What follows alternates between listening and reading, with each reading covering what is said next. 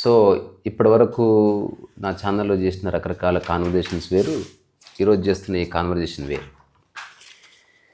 So ఇప్పుడు మీకు కనిపిస్తున్న ఈయన వెల్దండ సత్యనారాయణ గారని నేను డిగ్రీ చదివినప్పుడు మాకు లెక్చర్.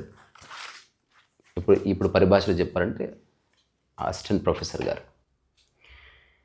సో ఆ తర్వాత మళ్ళీ ఇప్పుడే కలుసుకోవడం. మధ్యన ఒక్కసారి నేను రాసిన పుస్తకం ఇవ్వడానికి వెళ్ళాను ఆయన దగ్గరికి. సో తెలుగు సాహిత్యం మీద అపారమైనటువంటి ప్రయోగాలు అనొచ్చు, లేదా రీసెర్చ్ అనొచ్చు చేస్తున్న వ్యక్తి. సో ఆయన నా టాక్స్ వినడం, ఆ తర్వాత అఫ్కోర్స్ ఆయనకంటే చిన్నవాడినైనా ఆయన అక్కడి నుంచి బయలుదేరి వచ్చి నన్ను కలిసి ఈరోజు. అందుకని ఇది మామూలుగా అంటారు కదా ఇంటర్వ్యూ చేయడం అదృష్టం అని, నేను అట్లా అనుకోవట్లే. ఇది ఒక వరం లాంటిది, it's a gift, boon. So అందుకని ఆయన అడిగినప్పుడు ఏ అంశాల గురించి ఎందుకంటే ఆయన ఎప్పటి నుంచో ఒక చిన్న పాడ్కాస్ట్ లాంటివి చేయాలని నాకున్నది. నాకు లక్ష్మీ నరసింహారావు గారు మా అన్న, ఆయన కూడా సార్ శిష్యుడే. సో సారు గురించి ఒకసారి ఇంటర్వ్యూ చేద్దామంటే సరే ప్లాన్ చేసుకుందామంటే ఏ అంశాల గురించి అన్నప్పుడు ఎప్పుడో ఒక 3-4 ఏళ్ల క్రితమే ఆ నిర్ణయం అయిపోయింది. సో అది ఇప్పుడు మేనిఫెస్ట్ అవుతుంది. అందుకని సార్ నమస్కారం. నమస్కారం. సో నా టాక్స్ మీకు ఎట్లా పరిచయం అదొక మాట చెప్పండి. యూట్యూబ్లో నా టాక్స్ చూస్తున్నారు కదా, ఆ తర్వాత మీరు కలవాలని అనిపించింది మీకు అంటే ఏం నచ్చింది, ఎందుకు కలవాలనిపించింది అన్నది మీ సైడ్ నుంచి ఒక మాట చెప్పండి. నా శిష్యులలో గుర్తుంచుకోవలసినటువంటి శిష్యులు 2-3 కనిపిస్తున్నారు. ఎందుకంటే ఆత్మసాక్షాత్కార దిశలో ప్రయాణం కొనసాగిస్తూ చాలా ముందుకు పోతున్నటువంటి విద్యార్థులు చాలా తక్కువ. నాకు 1000 మంది శిష్యులు ఉన్నారు. 30 సంవత్సరాలుగా నేను విద్యారంగంలో ఉన్నాను. ఇంటర్మీడియట్, డిగ్రీ కాలేజీలలో పనిచేసి ఉన్నాను. డిగ్రీ ప్రిన్సిపాల్గా పనిచేసినాను. 91లోనే నేను పిహెచ్డి పూర్తి చేసినాను. తర్వాత ప్రొఫెసర్ స్థాయిలో నేను రిటైర్ అయినాను. రిటైర్ అయ్యేటప్పటికి 2014లో రిటైర్ అయినాను. రిటైర్ అయ్యి కూడా ఇప్పటికీ మరి 11 సంవత్సరాల పైచిలకే అయింది. ఎంతోమంది విద్యార్థులను నేను చూసినాను. అయితే ఎంతసేపు బ్రతుకు తెరువు కోసం మాత్రమే చదువు నేర్చుకొని ఏదో ఉద్యోగము లేకపోతే వ్యాపారం చేసుకుంటూ సెటిల్ అయిపోయినటువంటి వాళ్ళే కనిపిస్తున్నారు తప్ప ఒక ప్రత్యేకతను సంతరించుకొని ఒక కళ ద్వారా, ఒక స్థిర నిశ్చయం ద్వారా, స్థితప్రజ్ఞత్వం ద్వారా సాధించినటువంటి వాళ్ళు ఎవరూ కనిపించటం లేదు. అందువల్ల రజనీకాంత్ నాకు చాలా నచ్చినాడు. శిష్యాధిచ్చేత్ పరాజయం అని అన్నారు. శిష్యుడు గొప్పవాడైతే గురువు సంతోషిస్తాడు, సంతోషించాలి. అది సంస్కారం. ఎందుకంటే ఇలాంటి వాడు నా శిష్యుడు అని చెప్పుకోవటానికి గర్వపడాలి ఎవరైనా. ఆ గర్వం నాకు నచ్చింది. ఎందుకంటే ఆ విధంగా మరి ఉండేటటువంటి శిష్యులు వేళ్ల మీద లెక్కబెట్టినటువంటి వాళ్ళే ఉంటున్నారు. అది విషయం. కాంతరీసా కళాకారుడు, అంతేకాదు కళను దాటి ఆత్మ వైపు వెళ్ళిపోతున్నటువంటి కళాకారులు అందరూ అటువైపు వెళ్ళారు. మళ్ళీ ఒక చిత్రకారుడు కానీ, ఒక గాయకుడు కానీ, ఒక కవి కానీ కళ వరకు మాత్రమే ఉంటారు. యోగి దశకు వెళ్ళగలిగినటువంటి వాళ్ళు చాలా తక్కువ. అది చాలా పెద్ద ప్రయాణమే నిజం చెప్పాలంటే. అది అయితే కళాకారులు యోగిగా మారకపోతే ఏం జరుగుతుంది అంటే ఏం జరుగుతుంది?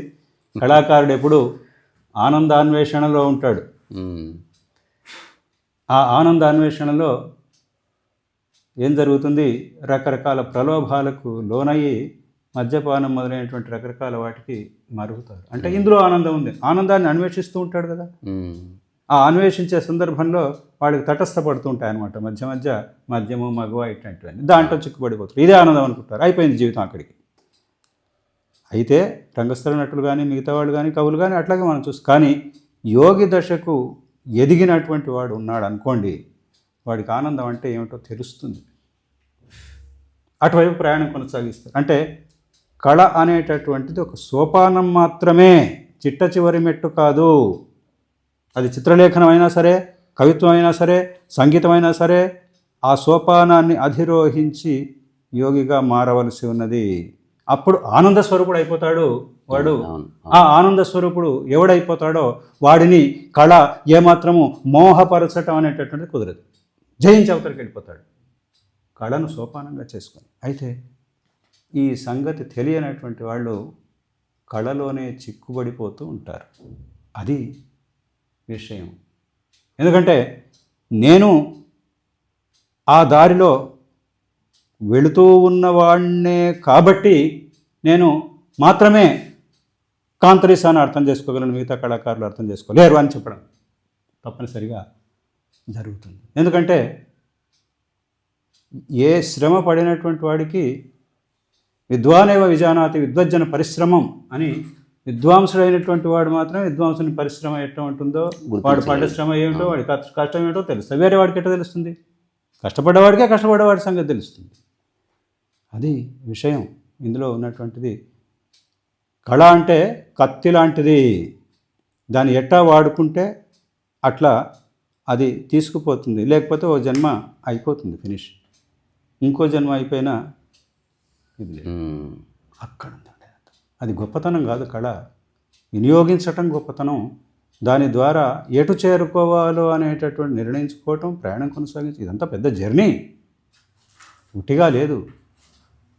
ఏమాత్రం అది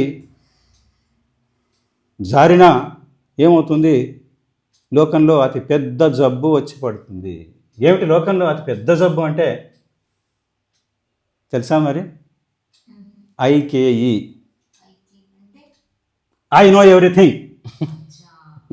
ఐకేఈ అంటే ఐ నో ఎవ్రీథింగ్, నాకన్నీ తెలుసు అని భ్రమపట్టు. అయిపోయింది అక్కడికి, నాకన్నీ తెలుసు అంటే ఇంకక్కడ ఒకరు చెప్పేది లేదు, మనం వినేది లేదు, ప్రగతి మొత్తం అక్కడికి ఆగిపోతుంది, ఫినిష్, అంత సమాధి. ఆ ఐకేఈ అంత పెద్ద జబ్బు. నిన్న మొన్న అవతార్ నరసింహ చూశాం కదా, ఏమిటి? ఐకేఈ జబ్బే. ఐ నో ఎవ్రీథింగ్ అని అతను అనుకుంటా. ఐ నో ఎవ్రీథింగ్, నేనే భగవంతుని, నేను చెప్పినట్టే వినాలి, ఇంకొకటి ఇంకేం మాట్లాడేది లేదు, నేను చెప్పినట్టే వినాలి, ఎందుకంటే నేనే భగవంతుడిని. అయిపోయింది, నేనే భగవంతుడిని అన్నాక ఇంకొకటి చెప్పేదేముంది? అట్లా ఆ ఐకేఈ తోటి హిరణ్యకశిపుడు ఏమైనాడో తెలుస్తూనే ఉన్నది కదా. అది కళాకారులు ఆ దశకు చేరుకుంటారు. నేను చేరుకోలేదు, నేను ధన్యుణ్ణి, నేను గర్విస్తున్నాను నేను చేరుకోలేదని. నేను చిన్న పిల్లవాడి దగ్గర నుంచి నేర్చుకుంటాను, పెద్దవాళ్ళ దగ్గర నుంచి కూడా నేర్చుకుంటాను. నేర్చుకోదగ్గటువంటిది ప్రతిదీ నేర్చుకుంటాను. చేతనైతే నేర్చుకుంటాను, లేకపోతే వదిలేస్తాను, కానీ అంగీకరిస్తాను, తిరస్కరించాను. ఇప్పుడు 100 రూపాయల నోటు ఆ కింద పడితే తీసుకుంటామా లేదా? కింద ఉంది అనుకుంటామా? లేదు. దాని మీద ఉందనుకోండి, తీసుకుంటామా లేదా? పైన ఉందని తీసుకుంటామా, కింద ఉందని తీసుకుంటాం? ఎక్కడున్నా తీసుకుంటాం కదా. మంచి ఎక్కడ ఉంది? మరి నేర్చుకోవలసినటువంటి అంశం ఏదైతే ఉందో, ఈ పెద్దవాళ్ళ దగ్గర ఉందా? పెద్దవాళ్ళ దగ్గర ఉన్నా నేర్చుకోవాలి. చిన్నవాళ్ళ దగ్గర ఉందా? చిన్నవాళ్ళ దగ్గర ఉన్నా నేర్చుకోవాలి. చిన్నవాళ్ళు కూడా మనవాళ్లే కదా, పెద్దవాళ్ళు కూడా మనవాళ్లే కదా. నేర్చుకోవడానికి ఏమొచ్చాయి? ఐకేఈ జబ్బు ఉంటే మాత్రం అది కుదరదు. సమాధి. లర్నింగ్ లర్నింగ్ లర్నింగ్ ఎప్పటిదాకా? చచ్చిన దాకా లర్నింగే చేయాల్సి ఉంది. నిరంతరం లర్నింగ్లో ఉంటుంది వర్తమానం అంతే. ఇంకా వర్తమానం లేకపోతే ఏముంది? సరే, మనకు ప్రాప్తమైనంత వస్తాయి, అన్ని నేర్చుకోలేం. కానీ మేము ఇప్పుడు 70 ఏళ్ళకి 69 దాటుతూనే నాకు ఇప్పటికీ నేను కొత్త విషయం ఏదైనా ఉంటే నేను నేర్చుకుంటాను. సంవత్సరం నుంచి శరీరాన్ని గురించి నేను మధిస్తూ ఉన్నాను. 68 ఏళ్ళు 69 ఏళ్ళు నేను సాహిత్యాన్ని మధించినాను, సంగీతాన్ని కొంత ఇది చేసినాను, నాటక రంగాన్ని కొంచెం ఇది చేసినాను, శరీరాన్ని గురించి తెలుసుకున్నాను. అవి ఎవరో ఎత్తుకుపోరు, నా సాహిత్యం సంగీతం అలాగే ఉంటుంది. కొత్త విద్య నేను నేర్చుకున్నాను. రిటైర్ అయిన తర్వాత ఎవరు ఆ సాహసం చెయ్యరు. అయిపోయింది. ఇంకా రామకృష్ణ అనుకుంటూ పోరు. రామకృష్ణ అనారు చేయరు, అది ఒట్టి మాటలే, అంత ఒట్టిదే. ఊరికి మోకాళ్ళ నొప్పులు ఆ నొప్పులు, ఆ నొప్పులు. ఆ మోకాళ్ళ నొప్పులు అన్నప్పుడు రామకృష్ణ అనుకుంటుంది. అది ఒట్టి సాకే. సాకు. నేను సంవత్సరం నుంచి శరీరం ఏమిటి, శరీరం సంగతి ఏమిటి, దీనిటి ఏమిటి, ఎందుకంటే ఆత్మను గురించి తెలుసుకున్నాం కదా, మరి శరీరం సంగతి తెలుసుకోవద్దు, ఎవరు తెలుసుకోవద్దు? అదే. ఆ? శరీరం గురించి ఉన్నదే శరీరం. ఉమ్. ఎందుకనండి, మనం ఎవరి దగ్గరికైనా వెళితే ఒక పెద్ద మనిషి దగ్గరికి అతనికి పాద నమస్కారం చేసుకుంటే ధర్మార్థ కామ మోక్ష చతుర్విధ ఫల పురుషార్థ సిద్ధిరస్తు ఉమ్. అని దీవిస్తాడు. నువ్వు ధర్మం ఆచరించు, అర్థం డబ్బు సంపాదించు, కామం అంటే కోరికలు తీర్చుకో, మోక్షం ఇవన్నీ కూడా నీకు కలగని గాక అని కదా ఉద్దేశం. ఉమ్. నువ్వు ధర్మం అంటే నీ డ్యూటీ నువ్వు చేయాలన్నా నీ శరీరం బాగుండాల్సిందే. అర్థం నీ డబ్బు సంపాదించాలని శరీరం బాగుండాల్సిందే. శరీరం ఇంట్లో ఉంటేనే పడుకుంటాను తెలుగు పెడతానంటే కాదది. కామం కోరికలు తీర్చుకోవాలన్నా శరీరాన్ని పటిష్టంగా ఉండాల్సిందే. మోక్షం సంపాదించాలి, కూర్చొని ధ్యానం చేయాలని కానీ మెడిటేషన్ చేయాలని కానీ ఈ శరీరం అంటే శరీరమే సాధన. ఈ ఈ ఆశీర్వాదము వెనుక ఉన్నటువంటిది అంతా కూడా శరీరమే. కానీ మనం అది గమనించడమే లేదు. ఒక విద్యార్థి లాంటి విద్యార్థి వెళితే ఏం ఆశీర్వదిస్తారు? సద్విద్యా ప్రాప్తిరస్తు అంటే మంచి విద్య నీకు నీకు లభించని గాక. మంచి విద్య లభించాలంటే నీ బ్రెయిన్ చక్కగా పనిచేయాలి. నీ బ్రెయిన్ ఎక్కడుంది? నీ బాడీలోనే ఉందా? అంటే నీ బాడీని నువ్వు చక్కగా చూసుకోవాల్సి ఉందా లేదా? చూసుకోవాలి 100%. మరి నీ బ్రెయిన్ యాక్టివ్గా లేకపోతే నీకు సద్విద్య ఎట్లాంటిది? సద్విద్య ప్రాప్తిరస్తు అంటే దాని ఆశీర్వాదం వెనుక ఉన్నది ఏమిటి అంటే నీ శరీరమే. అయిపోయిందా? పెళ్లి చేసుకొని నూతన దంపతులు ఎవరైనా గురువుగారి దగ్గరికి వెళితే, నా దగ్గరికి వస్తే ఏం ఆశీర్వదిస్తా? సత్పుత్ర ప్రాప్తిరస్తు, సంతాన ప్రాప్తిరస్తు. అరే అంటే ఏమిటి? శరీరమే ఉంది. దాని వెనుక నీ ఫిట్నెస్, నీ వీర్యపుష్టలే ఉందా? శరీరమే ఉందా? అవును. వేరే ఏముంది అంటే మనకు తెలియకుండానే చాప కింద నీటిలాగా ఉన్నటువంటిది శరీరము. దాని సంగతి దానితోటే అన్నిటి జస్టిఫై చేస్తున్నాడే మనిషి. సమాజాన్ని జస్టిఫై చేస్తున్నాడు శరీరానికి, శరీరంతోనే. ప్రొఫెషన్కు జస్టిఫై చేస్తున్నాడు శరీరంతోనే. కళకు జస్టిఫై చేస్తున్నాం మనం అంతా కూడా శరీరంతోనే. మరి ఇన్నిటి జస్టిఫై చేస్తున్నామే. కవిత్వానికి, సాహిత్యానికి, శరీరానికి ఏం జస్టిఫై చేశావు అని అడిగితే సమాధానం మటుకు ఉండదు.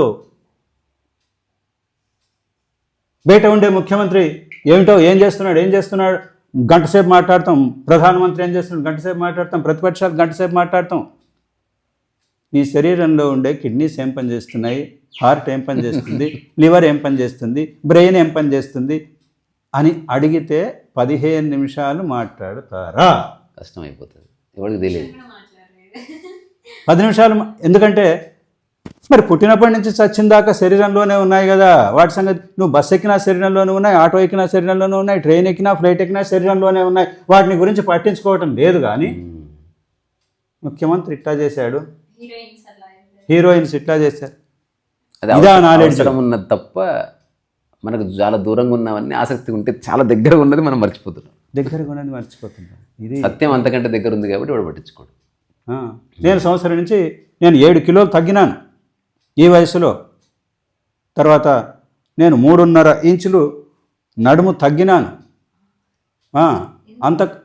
ఇంతకుముందు ఎక్కువ ఉండే, 3.5 ఇంచులు ఎక్కువ. అంటే శరీరం అంత అక్కర్లే అని? అంత అక్కర్లేదు. అంటే మనకు ఉపయోగపడినంత ఫ్లెక్సిబుల్గా ఉన్నంత ఫ్లెక్సిబుల్గా నాకు చాలా చురుకుదనం వచ్చింది. నేను ఇప్పటికీ మా ఫస్ట్ ఫ్లోర్లో ఉంటాను. నేను 23 మెట్లు. ఆ 23 మెట్లు నేను మినిమం 10 సార్లు ఎక్కుతా. 230 మెట్లు ఎక్కుతాను. నా వయసు వాళ్ళు 10 మెట్లు ఎక్కలేరు. 230 మెట్లు ఎక్కుతాను నేను. మీరేమనుకుంటున్నారో? 8 కిలోమీటర్లు నేను నడుస్తాను. మారథాన్ ఎవ్రీడే కాదులే కానీ మొన్న ఒక మారథాన్ జరిగితే ఆదిలాబాద్, అక్కడ రంగనాథ స్వామి వారి ఆ ఏరియాలో నేను మారథాన్ పెట్టారు 400 మందికి. అయితే నేను 8 కిలోమీటర్లు నడిచినాను. అంటే ఒట్టి మామూలు చెప్పులతో, ఇంకా మంచి ఈ మామూలు చెప్పులు పనికిరావయ్యా అని చెప్పి షూస్ ఇప్పించినారు పిల్లలు. ఇది స్పోర్ట్స్వి. అంటే నడక, మినిమం నడక కూడా లేనటువంటి స్థాయిలో ఏదో కూర్చొని గొప్పగా ఉద్ధరించిన జీవితం అని చెప్పి రోగాలు తెచ్చుకుంటున్నారు. అంతకు మించి గొప్పగా మా వయసు పెరిగిందని. నేను బాడీ ఏజ్, నేను నా 69 ఏళ్ళు అయితే నాది 56 బాడీ ఏజ్.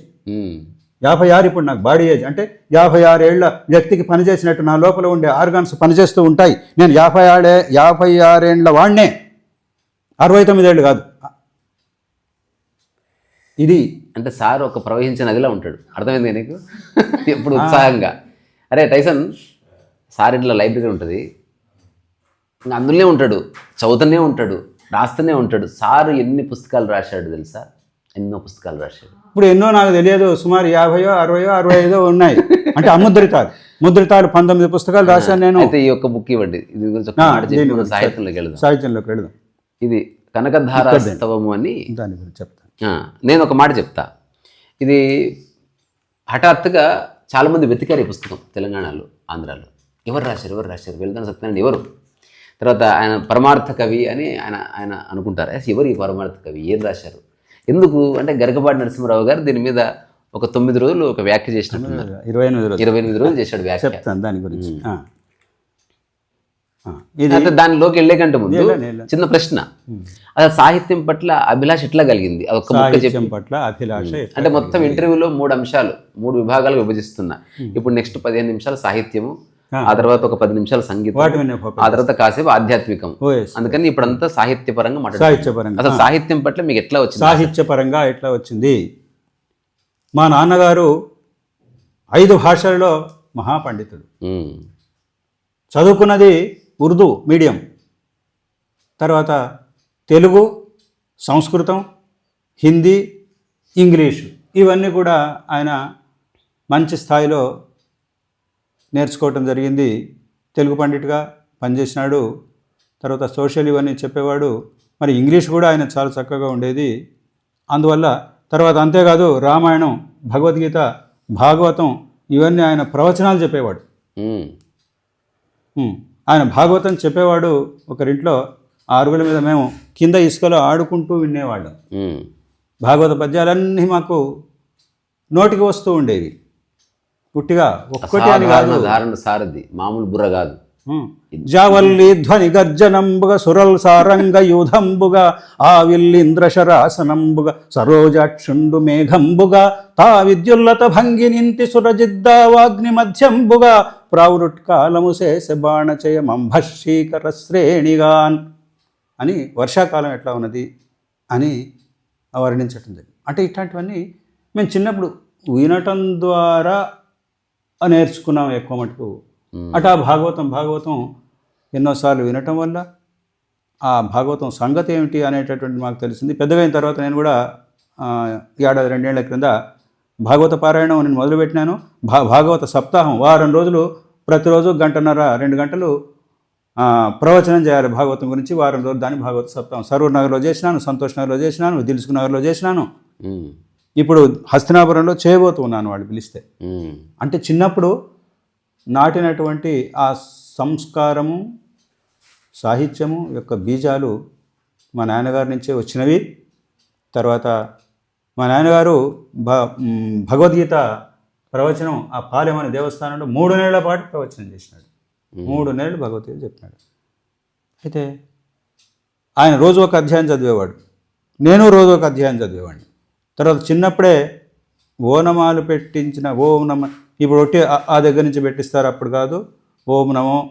ఓం నమ శివాయ సిద్ధం నమః అని పెట్టించేవాడు. ఓం నమ శివాయ తోటి సిద్ధం నమః తోటి స్టార్ట్ అయ్యేది అనమాట. ఆ తర్వాత వెంటనే నాకు ఏం నేర్పినాడంటే శ్యామలా దండకం అనేటటువంటిది ఓ చిన్న నోట్బుక్ కుట్టి ఇచ్చి అందులో రాసేవాడు. అది రోజు 1-2 సార్లు చెప్పేవాడు. మా మేనత్త వెంకటమ్మ అని ఉండేది, ఆమె చెబుతూ ఉండేది, నేను నేర్చుకుంటూ ఉండేది. అంటే అది ఎక్కడికైనా తాను అప్పటికే స్కూల్లో పనిచేసేవాడు. నేను స్కూల్లో చేరలేదు. నన్ను చిటికెన వేలు పట్టుకొని తీసుకుపోయి అక్కడ టేబుల్ మీద నన్ను కూర్చోబెట్టేవాడు. మా వాడు శ్యామలా దండకం చదువుతాడు, వినండి అనేవాడు టీచర్స్. జయ జనని సుధా సముద్రాంత హృద్యన్మణి ద్వీప సంరూఢ విల్వాట విమధ్య కల్పద్రుమా కల్ప కాదంబ కాంతార వాసప్రియే కృత్తివాసప్రియే ఇటు చదివేది. శేఖరీభూత సీతాంశురేఖామయూఖావళీ బద్ధ సుస్నిగ్ధ నీలాలక శ్రేణి శృంగారితే లోక సంభావితే కామలీలాధన్ ఇట్లా చదువుకుంటూ పోయేది. దాని అర్థం తెలియకపోయేది ఏం తెలియకపోయేది. అందరు నోళ్ళు పెట్టేవాళ్ళు. పెద్దగా అయిన తర్వాత కొంచెం అర్థం తెలుసుకున్నాను అనుకోండి. అంటే ఇప్పటి వరకు తీరుగా ఆశ్చర్యం, నేను సార్ ఇంటికి వెళ్ళిన తర్వాత ఆయన రాసిన శతకాలన్నీ ఉన్నాం. ఒక గంట సేపు నేను రావు గారు చాలా ఎప్పుడు చూడని ఒక వింత శతకం కనిపించింది. రామకృష్ణ పరమహంస శతకం రాశారు ఆయన. అవును, శ్రీరామకృష్ణ ప్రభు అని మకుటం ఉంచి ఆ శతకం రాసినాను రామకృష్ణ పరమహంసకు అంకితంగా. దాన్ని సిద్ధేశ్వరి స్వామివారు కుర్తాళం పీఠాధిపతి ప్రసాదరాయ కులపతి అనేవాడు ఆయనని.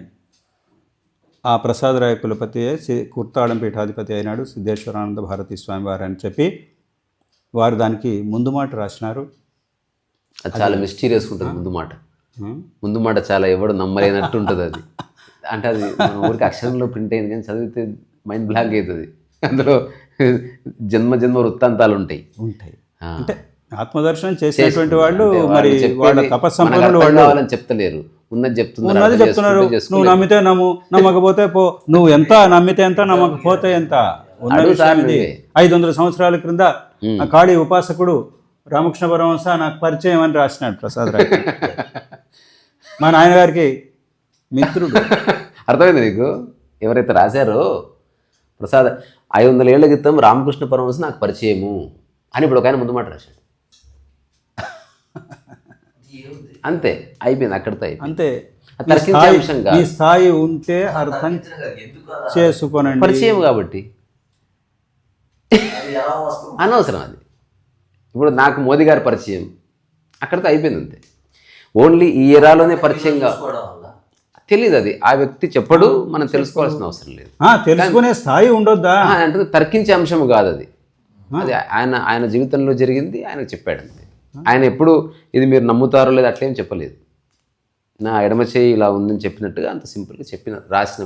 నేను ఎందుకు గుర్తుంది, అది చదివి ఇట్టు సారథికి చూశాను, ఆయన నవ్వు నవ్వాడు, ఆయన మర్చిపోయి ఉండొచ్చు, నేను నవ్వు నవ్వాను, అక్కడితో అయిపోయింది. మళ్ళీ ఈ సందర్భం వచ్చింది కాబట్టి నేను చెప్పాను అంతే. ప్రసాద్ రాయ్ కులపతి గారు అక్కడ ఒకసారి మహబూబ్నగర్ వచ్చిన చాలా కాలం కింద నేను మా ఫాదర్ వెళ్ళాం. అక్కడ కవి సమ్మేళనంలో ఏదో పాల్గొన్నాం, పక్కనే కూర్చొని భోజనం చేసినాం. ఆ రాత్రికి ఒక రూపకం వేసినారు. ఆ రూపకం చూసినాం. ప్రసాద్ రాయ్ కులపతి అక్కడ అదేదో రూపకం, దాని పేరు గుర్తుకు రావటం లేదు. మరి ఆ తర్వాత మరి నేను ఈ పుస్తకం ఇక్కడ 2-3 సార్లు వచ్చినాడు, ఇక్కడ ప్రవచనం చేసినాడు రాధాతత్వాన్ని గురించి. తర్వాత ఆయన కలిసినాను, ఈ పుస్తకం ప్రింటౌట్ ఇచ్చినాను, ఆయన రాసినాడు. ఎవరికో ఇస్తే అది అందలేదు, మళ్ళీ నేను ఫోన్ చేసినా నాకు అందలేదన్నాడు, పంపిస్తే ముందు మాట రాసినాడు. అది బహుశా 94 శ్రీరామకృష్ణ ప్రభు అనేది. నేను రాసినటువంటి శతకాలు ఉమ్మడి మహబూబ్ నగర్ జిల్లాలోనే ఎక్కువ శతకాలు రాసిన వాడిని నేను. విరివెంటి సురేష్ శర్మ అని పిహెచ్డి చేస్తూ శతకాల మీద నా పేరు ప్రస్తావించి ఉన్నారు. ఆ పిహెచ్డి తీసి చూస్తే తెలుస్తుంది. మొత్తం 30-35 శతకాలు ఏమో రాసినాను. అప్పటికి 11 శతకాలు ఏమో ఉండినాయి అంతే. తర్వాత ఇంకా ఎన్నో నేను స్పష్టంగా చెప్పలేను, కాగితాల్లో ఉంటాయి అవన్నీ. కొన్ని డీటీపీ చేయించినాను, కొన్ని డీటీపీ చేయించలేదు. అయితే ఈ కనకధారాస్తవము అనేటటువంటిది నేను 89లో దీన్ని ప్రథమ ముద్రణ చేసినాను. ఇది శృంగేరి భారతతీర్థ స్వామి వారికి నేను పంపిస్తే వారు ఆశీస్సులు రాసినారు. దీన్ని ఎప్పుడంటే 8/8/88 అన్ని 8లే ఉన్నాయి దీంట్లో. 8/8/88 నాడు రాసినాడు. తర్వాత శంకరాచార్యుల రజిత ప్రతిమ అంటే వెండి కైన్ పంపించినాడు నాకు. తర్వాత కుంకుమ మంత్రాక్షతలు ఇవి నాకు పంపించడం జరిగింది. పూజా గదిలో నేను పెట్టుకొని వాటిని అర్చిస్తూ ఉంటాను. తర్వాత అచ్చంపేటకు ఒకసారి వచ్చినారు, జూనియర్ కాలేజీలో వారిని కలిసినాను. వారి వెంబడి తుమ్మలపల్లి రామలింగేశ్వరరావు గారని ఉండేవారు. వారు ఆ తర్వాత కాలంలో అద్వయానంద భారతీ స్వామివారు అనే పేరుతో ప్రకాశించినారు భార్య వియోగం తర్వాత. అయితే అచ్చంపేటలో వారిద్దరు నేను కలిసినాను. ఆ తర్వాత శంకరమఠలో ఏదైనా సెమినార్స్ ఉంటే నన్ను పిలుస్తారు, వెళ్ళండి అని చెప్పినాడు. వాళ్ళకి చెప్తా అన్నాడు. 1-2 సార్లు శంకర మఠానికి కూడా నేను వెళ్ళినాను. మాడుగుల నాగపండి శర్మ మేమంతా పక్కపక్కన కూర్చొని భోజనాలు చేయటం జరిగింది. అయితే ఈ కనకధారాస్తవము గరికపాటి వారు ఒకసారి బాలభవన్లో గద్వాల్లో చాలా కాలం తర్వాత ఒక ఉపన్యాసం, భారతంలో రాజనీతి అనుకుంటాను, 3 రోజుల ఉపన్యాసం చెప్పటానికి వచ్చాడు. వారు నేను కలిసినాను. అప్పటికి 2వ ప్రింట్ అయిపోయింది. మొదటి ప్రింట్లో శంకరాచార్యుల చిత్రం వేసినాను, నేనే చేత్తో వేసి ఉన్నాను. తర్వాత ఆ 2వ ముద్రణ ఎప్పుడు జరిగింది? 2008లో జరిగింది. ఆ పుస్తకం తీసుకుపోయి ఇచ్చినాను. ఇచ్చినాక వారు ఏదో మామూలుదే అనుకున్నారు, తీసుకున్నారు. కానీ తర్వాత చూసి ఆ సభలోనే ఏం చెప్పాయంటే, మీ ఊళ్ళోనే ఒక మంచి కవి ఉన్నాడు, వెలుదండ సత్యనారాయణ, మీరు ఆయన గుర్తించలేదు, మీరు ఆయన దగ్గరికి వెళ్ళి ఆ పుస్తకం తీసుకోండి, ఆ పుస్తకం చాలా గొప్ప పుస్తకం.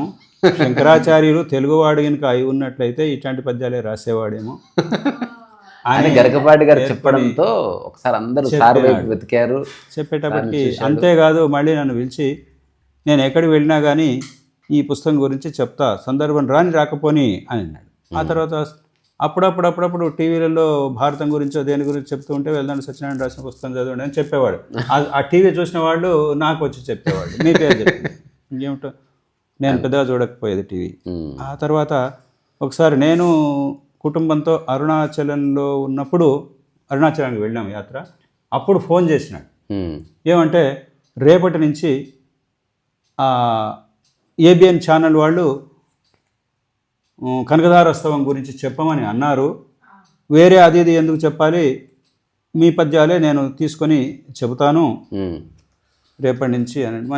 మంచి సార్, దాంట్లో ఏమున్నది అని చెప్పి అన్నాను. 28 రోజుల పాటు ఆ నవజీవన వేదం అనే కార్యక్రమం పొద్దునే 6-6:30 తర్వాత వచ్చేటటువంటిది ఆయన చెప్తూ వచ్చాడు, నా పద్యాలు ఉదాహరిస్తూ. అవన్నీ యూట్యూబ్లలో ఉన్నాయి, సేకరించుకుంటే దొరుకుతాయి కూడా. అట్లా ఇక నాకు ఫోన్ చేయడం మొదలుపెట్టినారు అందరూ. విజయవాడ, గుంటూరు, తెనాలి, కలకత్తా, లండను ఇట్లా అయ్యేటప్పటికి నా దగ్గర పుస్తకాలు లేవు అని. అప్పటికే 2వ ప్రింట్ అయిపోయింది. 3వ ప్రింట్ వేయవలసి వచ్చింది.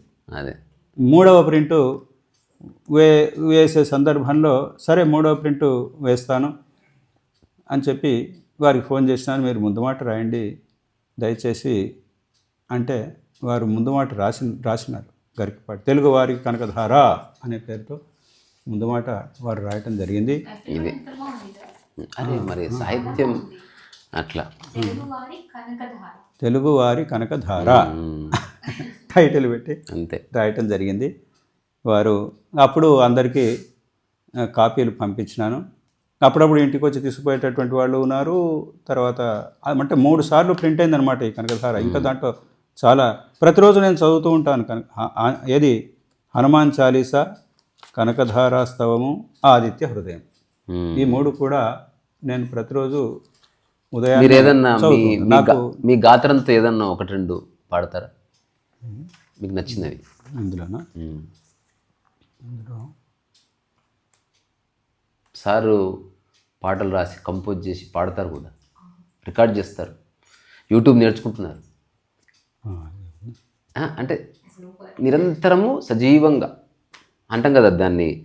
మనం ఏదన్నా టెంపుల్కి వెళ్ళామనుకో, గుండాలని ఉంటాయి, తెలుసారా టైసన్? గుండం, పుష్కరిణి అంటారు.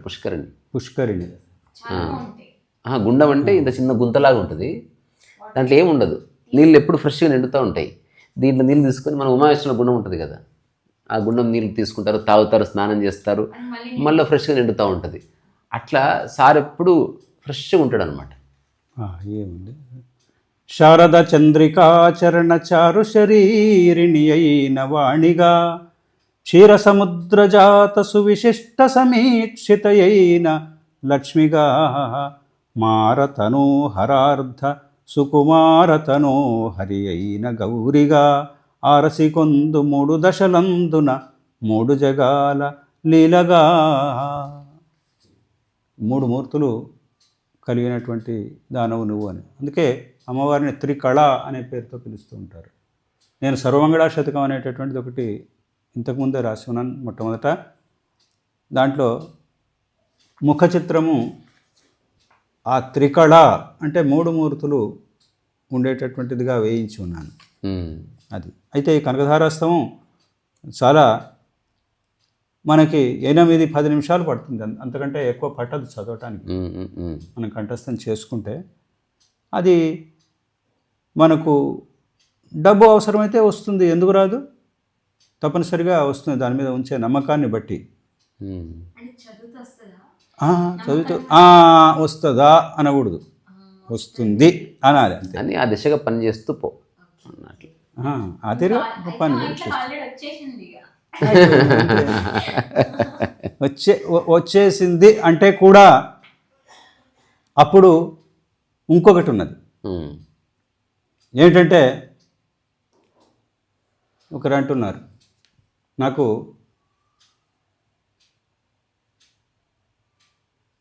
$40 కోట్లు ఉన్నాయి, నాకేం పర్వా అంటే 40 కోట్లు ఉన్నాయి అనకూడదు, కోట్లు అంటే తొడుక్కునే కోట్లు కూడా ఆ మాట అనకూడదు. ఏమన్నా 40 కోట్ల రూపాయల ఆస్తి అనాలే తప్ప ఇంకొక చింతామణి నాటకం చూసారా మీరు? చింతామణి నాటకంలో ఏముంది మీరు చూడండి. చింతామణి అనే నాటకం తీసి చూడండి. నాకు 2 కోట్లు ఉన్నాయంటే ఒకటి చలికోటు, ఇంకోటి ఇంకో కోటు చెప్తారండి. అందుకని ఎందుకు లేదు, వాక్కు శక్తులే మరి వరాలు అవుతున్నాయి, శాపాలు అవుతున్నాయి.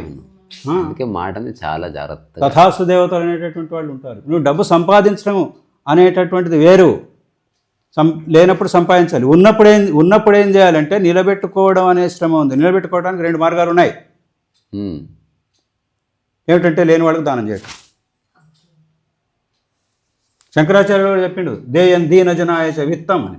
దీనజనులు దరిద్రుడైనటువంటి వాళ్ళకి నువ్వు కొంత సహాయం చెయ్యి, అంతా నేనే అనేటటువంటిది కాదు. గేయం గీత నామ సహస్రం ధ్యేయం శ్రీపతి రూపమజస్రం నేయం సజ్జన సంగతిరనిశం గేయం దీనజనాయ చ విత్తం అని. గేయం గీత భగవద్గీత నామసహస్రం విష్ణు సహస్రనామాలు ప్రతినిత్యము పాడండి, చదవండి అన్నాడు. ధ్యేయం శ్రీపతి రూపం అజస్రము, శ్రీమన్నారాయణ రూపాన్ని ధ్యానించండి అన్నాడు. మరి నేయం సజ్జన సంగతి అనిశం అంటే సజ్జనులతో సహవాసం చేయండి అన్నాడు. అంటే వెతికి చేయాలి, ఎక్కడుంటే అక్కడ అని అర్థం. ఈ దొరికిన వాడిని వల్ల వాడెంబడిపోవడం అని కాదు. అంతే కదా మనం చేస్తున్న పని. చాలా ఇంపార్టెంట్ అది. దేయం దీనజనాయ విత్తం, దీనజనులకు విత్తమును సహాయం చేయాలి. ఇది మొదటి అర్హత. ఈ మొదటి అర్హత మనకు వచ్చింది అనుకోండి. 2వ అర్హత ఉంది. ఏమిటికి నేను చెప్తున్నది? డబ్బు సంపాదించిన తర్వాత సంగతి. ఒక అర్హత ఇప్పుడు చెప్పిన. 2వది ఏమిటంటే అందరూ శ్రమపడి ఎట్టా పని చేస్తున్నావు, నువ్వు కూడా శ్రమపడి చేయాలి. ఎందుకు చేయకూడదు? ఎందుకు చేయాలి? హాయిగా కూర్చొని తినొచ్చు కదా. తింటే ఇంకొకరి కంట్లో పడతాం. వీడు డబ్బు బాగా ఉంది, తిని కూర్చుంటున్నాడు, మాలాగా పనిచేస్తలేడు, అపహరణకు గురి అవుతుంది ఉన్న డబ్బు. అవును, మరి నాలాంటి వాడే వీడు కూడా పనిచేస్తున్నాడు, 24 గంటలు కష్టపడుతున్నాడు. నువ్వు సంపాదించకపోయి ఇదివరకు సంపాదించినావు కదా చాలు. కానీ కష్టపడటం అనేటటువంటిది అందరికీ కనిపించాలి. నిరంతరం పనిలో ఉన్నట్టు కనిపించాలి. అప్పుడు దృష్టి దోషం పోతుంది. ఉంది, ఎందుకు లేదు? దృష్టియే దోషం.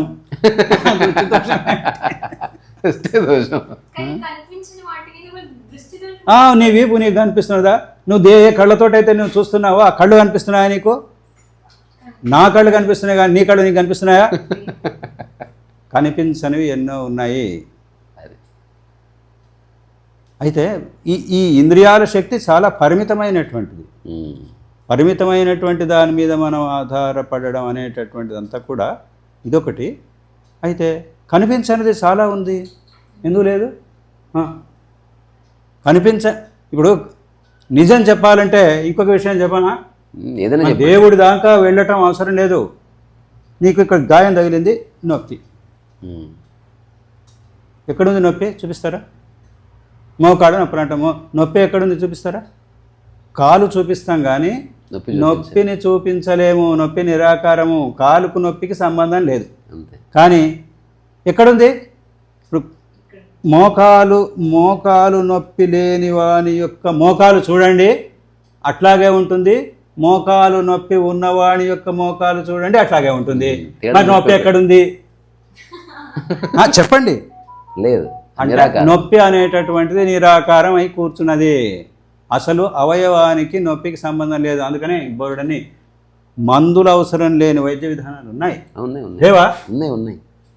ఎందుకు లేవు? ఉన్నాయి, అన్నీ ఉన్నాయి. ఎన్ఎల్పి మీరు విని ఉండొచ్చు. ఎన్ఎల్పి ద్వారా తగ్గించటం, ఈఎఫ్టీ ద్వారా తగ్గించటం, హోపోనోపోనో విన్నారా? విన్నాను. అదంతా కథ చాలా. అంటే రేఖీ ద్వారా తగ్గించటం, రేఖీ ద్వారా పైదాలజీ. పేషెంట్ ఎక్కడ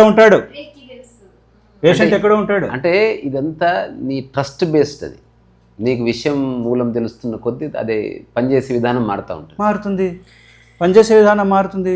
పేషెంట్ ఎదురుగా ఉండాల్సిన పని లేదు. పేషెంట్ ఎక్కడో ఉంటాడు, వైద్యుడు ఎక్కడో ఉంటాడు, తగ్గించవచ్చు.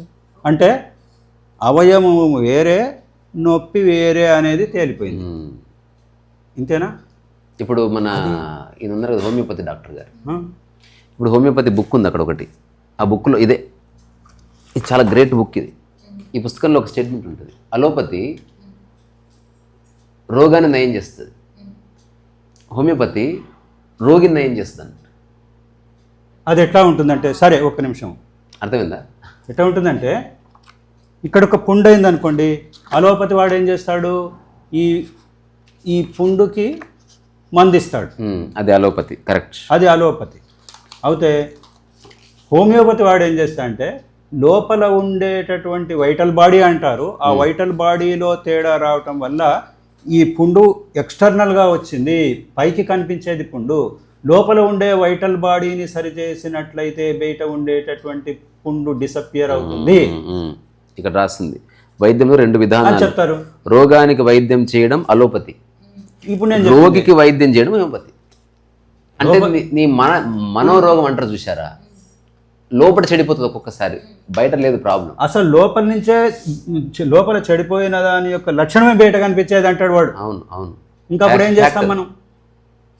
బయట మంది చేయాల్సిన పని లేదు, లోపల మందిస్తా అంటాడు, బయట ఆటోమేటిక్గా తగ్గిపోతుంది అంటాడు. తగ్గిపోతుంది కూడా, తగ్గిపోతుంది యాక్చువల్గా తగ్గిపోతుంది. ఎంత తేడా ఉంది అంటే, ఒక్కటే ఉన్నట్లయితే 2 సిద్ధాంతాలు ఎట్లా బయటపడతాయి అంటే, నొప్పి వేరే, ఇప్పుడు చాలాసార్లు మనం మాట్లాడేది అదే. ఏం జరిగినా సరే దాన్ని బాధగా చింతగా మార్చుకోవద్దని చెప్తాను కదా. చాలామంది సమస్యని 100 రెట్లుగా మార్చుకుంటారు. తద్వారా ఇది అట్లే ఉంటుంది, ఇది పోయినా అది అట్లే ఉండిపోతుంది. అందుకని అక్కడ మారిస్తే మొత్తం అసలు సమస్య అంటారు. మనకి ఏం సమస్యలు వచ్చినాయి ఒక్క నిమిషం నేను చెప్తాను. మనకి కష్టం అంటారే, ప్రహ్లాదునికి వచ్చినంత కష్టం మనకు వచ్చిందా? ఏమంటే హిరణ్యకశిపుడు ప్రహ్లాదుని చంపిపారేయాలనుకున్నాడు, బాగానే ఉంది. ఒకరోజు కాలకూట సర్పాలతో కరిపించినాడు. ఇంకా ఆ రోజు సర్పాలు కరుస్తాయని భయపడుకుంటూ కూర్చోవాలి. అంత కష్టం వచ్చిందా మనకు? మరుసటి రోజు ఆ కొండ కొమ్మల మీద నుంచి ఎత్తి కింద దవ్విన పడేసేస్తాడు. ఎంత ఎత్తు నుంచి ఎంత కింద పడేసేస్తాడో, ఎట్లా ముక్క చెక్కలే చచ్చిపోతాడో అనేది భయం. అంత కష్టం వచ్చిందా? మనం ఎవడన్నా వేస్తున్నాడా? లేదు కదా. చిన్న వాటికి మరి పెద్ద మదపుటేనుగులను తెప్పించి తొక్కిస్తానంటారు.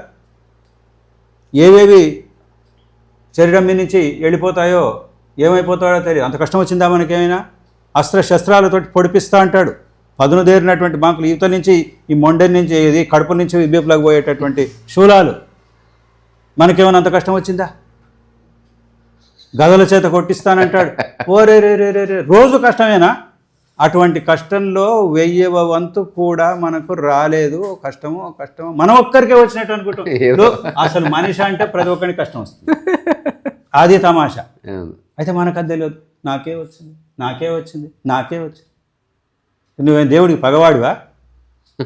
వాడికి 0 వస్తుంది మార్కులు పరీక్షలో, 100 మార్కులు వస్తాయి. 2 చదువుకుంటున్నారు. మరి ఇద్దరికి యూనివర్సిటీ వాడే కదా సర్టిఫికేట్ ఇచ్చేది. అవును. 0 వచ్చిన వాడికి నువ్వు 50 తెచ్చుకోరా 100 తెచ్చుకోరా అని ఏం అన్నా సరే వాడు చదువుకుంటే వస్తాయి, వాడికి కూడా వస్తాయి రేపు మళ్ళీ పరీక్ష వస్తాయి. 100 మార్కులు తెచ్చుకునే వాడు ఏం చదువుకోకపోతే మళ్ళీ పరీక్ష వస్తే 0 వస్తాయి. అంటే వీడి దగ్గర ఉందా దేవుడి దగ్గర ఉందా? వాడి దగ్గరే ఉందంతా. వాడు యూనివర్సిటీ వాడు అందరికి సర్టిఫికేట్ ఇచ్చేందుకు రెడీగా ఉన్నాడు. వాడికి తన వాడు లేడు, పరాయి వాడు లేడు. అది అయితే అంతా మన చేతిలోనే ఉంది, ఇంకేం లేదు. వాడు సర్టిఫై చేసేవాడే దేవుడు అంటే. తర్వాత సాహిత్య ఇంకో చిన్న ప్రశ్న, సాహిత్యానికి సమాజ హితానికి ఏమైనా సంబంధం ఉందా? సాహిత్యానికి సమాజ హితానికి అంటే సమాజానికి సమాజ హితానికి ఇప్పుడు మాతృ రుణం అనేటటువంటిది ఒకటి మనం తీర్చుకుంటున్నాం. జన్మతహా వచ్చేటటువంటి రుణాలు, పితృణం, మాతృణం అనేటటువంటి ఉన్నాయి కదా. తర్వాత సమాజ రుణం కూడా ఉంది. ఈ సమాజంలో మనం ఉన్నాం, పుట్టినప్పటి నుంచి చచ్చిన దాకా ఈ సమాజంలో ఉంటాం. సమాజానికి ఒక సందేశం ఇవ్వాలి. మనిషి పోయినా కూడా ఆ సందేశంతో నీ వాయిసే ఒకరికి ఆయుష్ అవుతుంది అంటారు. మరి సమాజానికి ఇవ్వకపోతే మరి ఎవరికి ఇస్తావు అంటే వినకపోని అది వాళ్ళ యొక్క అర్హతను సంబంధించినట్టు నువ్వు చెప్పేది చెప్పు. ఆ రకంగా కొన్ని మంచి మాటలైనా కనీసం చెప్పాలి. చెప్పకపోతే ఏం కాదు కదా. ఆ పెద్దవాళ్ళు చెప్పినటువంటివే కదా మనం వింటూ ఉన్నాయి. భాగవతం కానీ ఇంకోటి కానీ వాళ్ళు ఎందుకు ఇప్పుడు కృష్ణుడే చెప్పినాడు అంత భగవద్గీత చెప్పి నీకు బుద్ధి పుడితే విను, లేకపోతే లేదు. అంటే ఎవరిని ఒత్తిడి చేయొద్దు ఇక్కడ, నువ్వు చెప్పు. నా బుద్ధి భేదం జనయేత్ అన్నాడు. అంటే బుద్ధి భేదమును కలిగించకు. వాడు ఒక దారిలో పోతుంటాడు, అది బాగలేనదైనా ఇది బాగుంది అని ఒట్టిగా చెప్తే చెప్పు, కానీ ఖచ్చితంగా ఇదే అనుసరించాలని చెప్పడానికి వీల్లేదు. ఎందుకంటే ఇది బాగుందేమో అని చెప్పి ఇటు వస్తాడు, ఇది పట్టుబడదు. మొదటిది వదిలిపెట్టి ఉంటాడు, ఇది పట్టుబడదు. అంటే రెండింటికి జడరేవాడైపోతాడు వాడు. అది సాధించాడు, ఇది సాధించాడు. అదే చెప్పి పక్కకు జరుగు, లెట్ హిమ్ టేక్ డిసిషన్. అంతే. అంటే ఒక జీవుడు ఒక పర్పస్ కోసం ఈ లోకంలోకి వచ్చినాడు. ఆ పర్పస్ సాధించాలి ఒక ఆత్మ. ప్రతిదానికి మనం అడ్డొస్తే ఎట్లా? ప్రతిదానికి యాక్సెప్టెన్స్ అనేటటువంటిది ఒకటి ఉన్నది. వాడు ఈ జీవితంలో ఏవేవో అనుభవించాల్సి ఉంది, వాడు పైకెక్కాల్సి ఉంది, చేయాల్సి ఉంది. అంటే ప్రతి ఆత్మకి ఒక ప్రత్యేకమైన జర్నీ ఉంది, ప్రయాణం ఉంది. ఎలాంటి ప్రయాణం అంటే ఎవరికి వాళ్ళకే తెలుస్తుంది. ఎలాంటి ప్రయాణం అంటే పూర్ణస్థితికి చేరుకోవడానికి ప్రయాణం అనేటటువంటిది ఆ డిజైన్ చేయబడి ఉంది. ఒక్కొక్కరికి ఒక్కొక్కటి ప్రత్యేకంగా ఉంది. ఒకటే వర్తించదు ఎవరికి కూడా. ప్రత్యేకంగా ఉంటుంది. ఆ ప్రత్యేకంగా ఉన్నటువంటిది వాడికే తెలుస్తుంటుంది. రాను ఎప్పుడైతే డెడికేటెడ్గా పనిచేస్తూ ఉంటాడో ఆ డెడికేషన్లో నుంచి వాడికి దారి ఏర్పడుతుంది. తర్వాత next move on to next subject, సంగీతం పట్ల అభిరుచి ఎట్లా? చిన్నప్పటి నుంచి మీరు కోరిన పాటలు, ఆ పాటలు, ఈ పాటలు వినేవాళ్ళం రేడియోలో. మేము కోరిన పాటలు అప్పుడు చాలా చక్కటి సాహిత్య విలువలు కలిగినటువంటివి వస్తూ ఉండేవి. వాటిని అన్నిటినీ చిన్నప్పటి నుంచి వింటూ ఉండేవాళ్ళం. ఆ పాటలు మాకు అలవోకగా నోటికి వచ్చేటటువంటివి, అవి చర్చించుకునేటటువంటి వాళ్ళం. మరి ఆహ్లాదకరమైనటువంటి ఎన్నో ఉన్నాయి, ఇప్పుడు గుర్తుకు రావటం లేదు, చాలా కాలం అయింది కాబట్టి. కొన్ని అంటే మోటివేషనల్ పాటలు, ఎవరికి తల వంచకు, ఎవరిని యాచించకు, గుండె బలమే నీ ఆయుధం, నిండు మనసే నీ ధనం, ఇట్లాంటివి ఉంటుంది. ఎంత చక్కగా ఆ పాట విన్నంతసేపు మనకు ఎంత గుండె ధైర్యం వస్తుంది. మీరు విని చూడండి, అటువంటివి మోటివేషన్ పాటలు.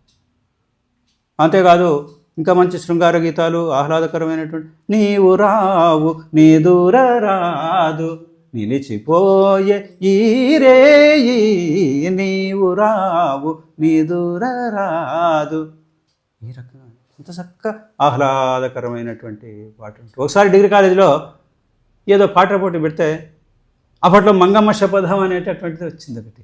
Mangamma, NT Ramarao double action, తండ్రి కొడుకులుగా, జమున. అది అందులోని పాటలు చాలా చక్కగా ఉంటాయి. పాటలు అప్పటికి రాసే విధానం కానీ, పాడే విధానం కానీ ఆ సంగీతం కానీ ఒక విలక్షణమైనటువంటిదిగా ఉంటూ ఉండేది. అవి ఎంతకాలమైనా మర్చిపోయేటటువంటివి కానట్టుగా ఉండేవి. ఆ పాట ఏదో ఉండేది, ఓ ఓ వయ్యారములికే చిన్నది ఉడికించుచున్నది రమ్మంటే రాను పొమ్మన్నది. హిందీ పాట కూడా ఉంది, పంక్ హోతి తోడు జాతి రే చూద్దాం వైలిన్ వస్తుంది. వస్తుంది ఆ పాట.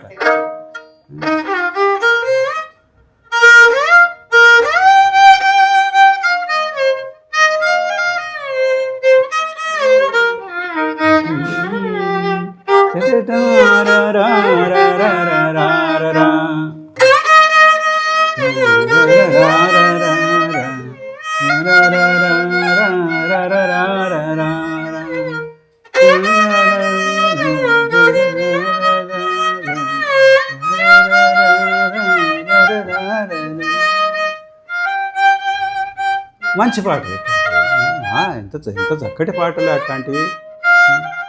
ఆ తిరుగా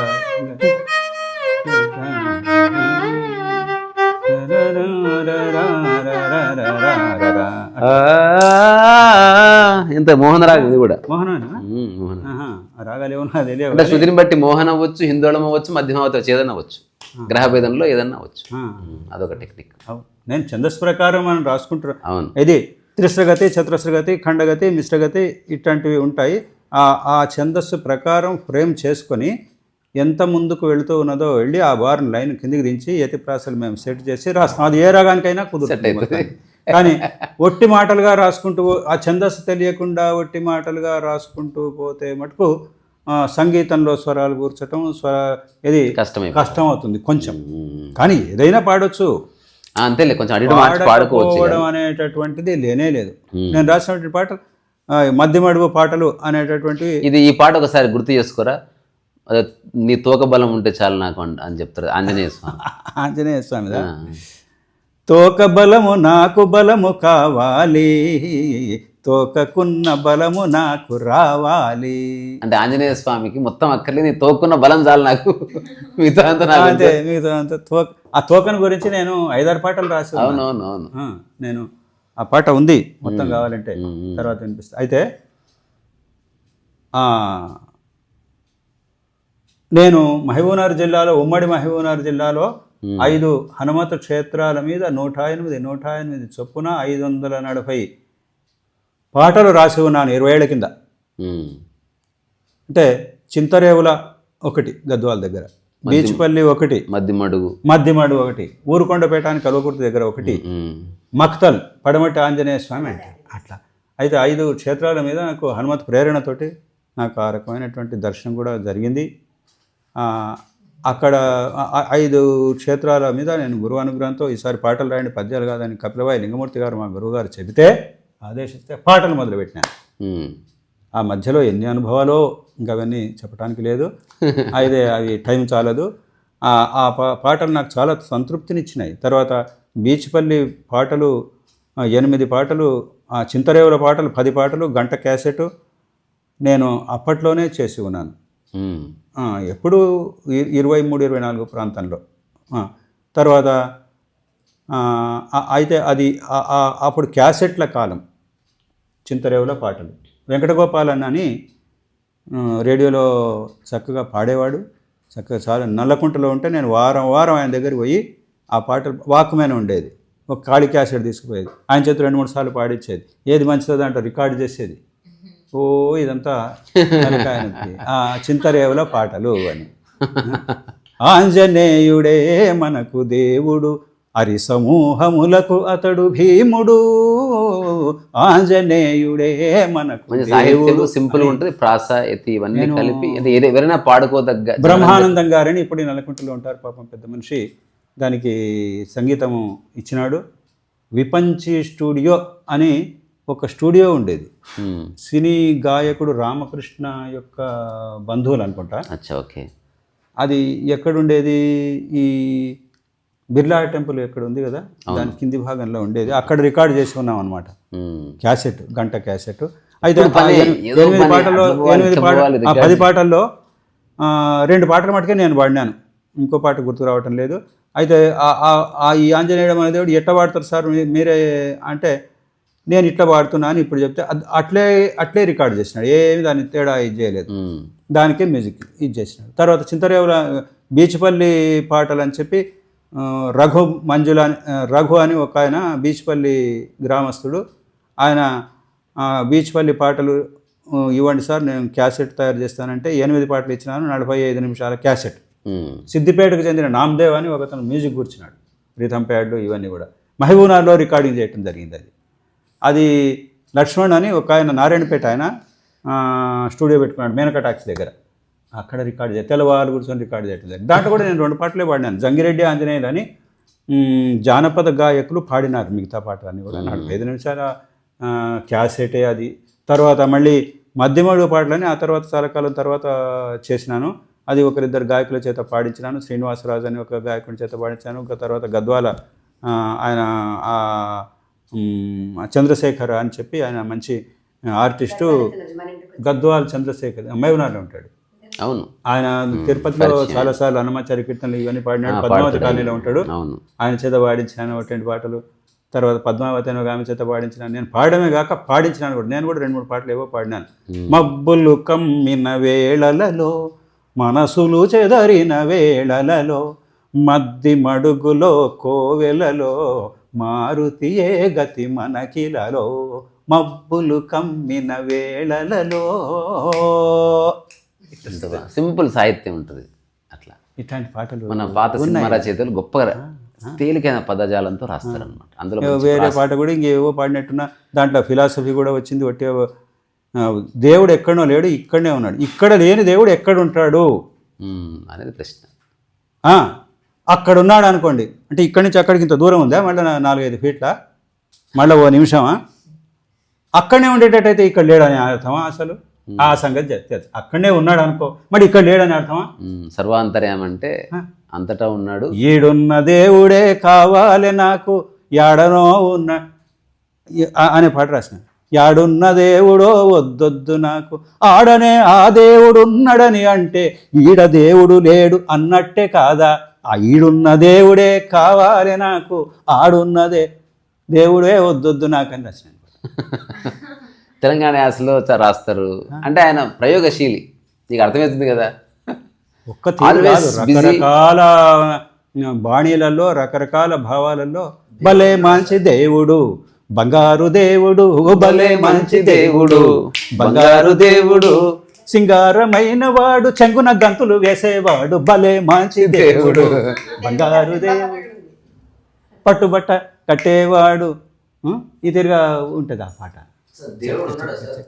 దేవుడు మనం ఎక్కడ మనం ఉన్నాం అసలు? మొట్టమొదలు అది చెప్పు, నీవు చెప్పు, మనం ఉన్నామా? ఎక్కడున్నాం చెప్పు బే.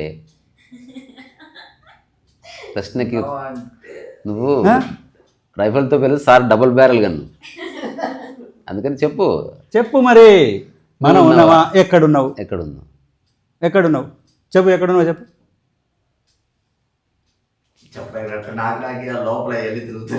లే చెప్పు ఉట్టిగా, మనం ఎక్కడున్నావు చూపించు.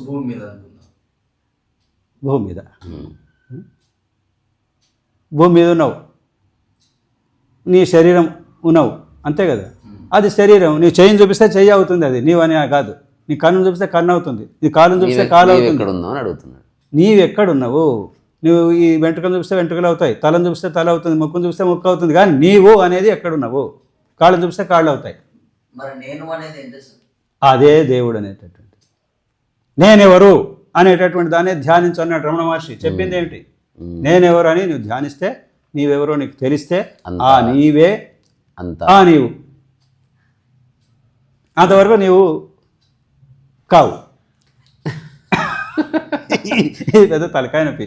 అటువైపు వెళితే ఇంకా అది గంటలు పడుతుంది. అందుకే అతర్క్యుడు అని అన్నారు, అంటే తర్కించటానికి తగనివాడు అని. అతర్క్యుడు అంటే తర్కం చేయటానికి, డిస్కస్ చేయటానికి రానటువంటి వాడు దేవుడు. నువ్వు డిస్కస్ ఎట్లా చేస్తావు? ఇంకా నీ మనసుకు ఒక పరిధి ఉంది, అంతవరకే ఆలోచిస్తావు. అవతల నీకు తెలియదు ఏముందో. అవతల ఇంకేముంది నువ్వు ఆలోచించడానికి? నీకు మనసుకు ఒక బౌండరీ ఉంది. కామన్ సెన్స్ ఎగ్జాంపుల్, ఒక 1000 ఏళ్ల క్రితం ఒక ఊర్లో ఒకడు ఉన్నాడు నీవే. ఎంత ఉంది ఊరు అంటే ఎట్ట తెలుస్తుంది? ఈ కొండల వరకు ఉంది అనుకున్నాను. ఎవడికి డౌట్ వచ్చింది కొండల అవతల ఏముందని, పోతుంటే వస్తూనే ఉంది. అట్లా నువ్వు అప్పుడు ఏది బౌండరీ తీసేస్తే ఏది నీ ఊరు? ఏం లేదు, అంత ఇప్పుడు మణికొండ ఎండై పుప్పాల కూడా ఉందా? అట్లా అనిపిస్తుందా? ఇప్పుడు ఈ బౌండరీస్ అన్నీ లేవనుకో, ఏ ఊరు నీది?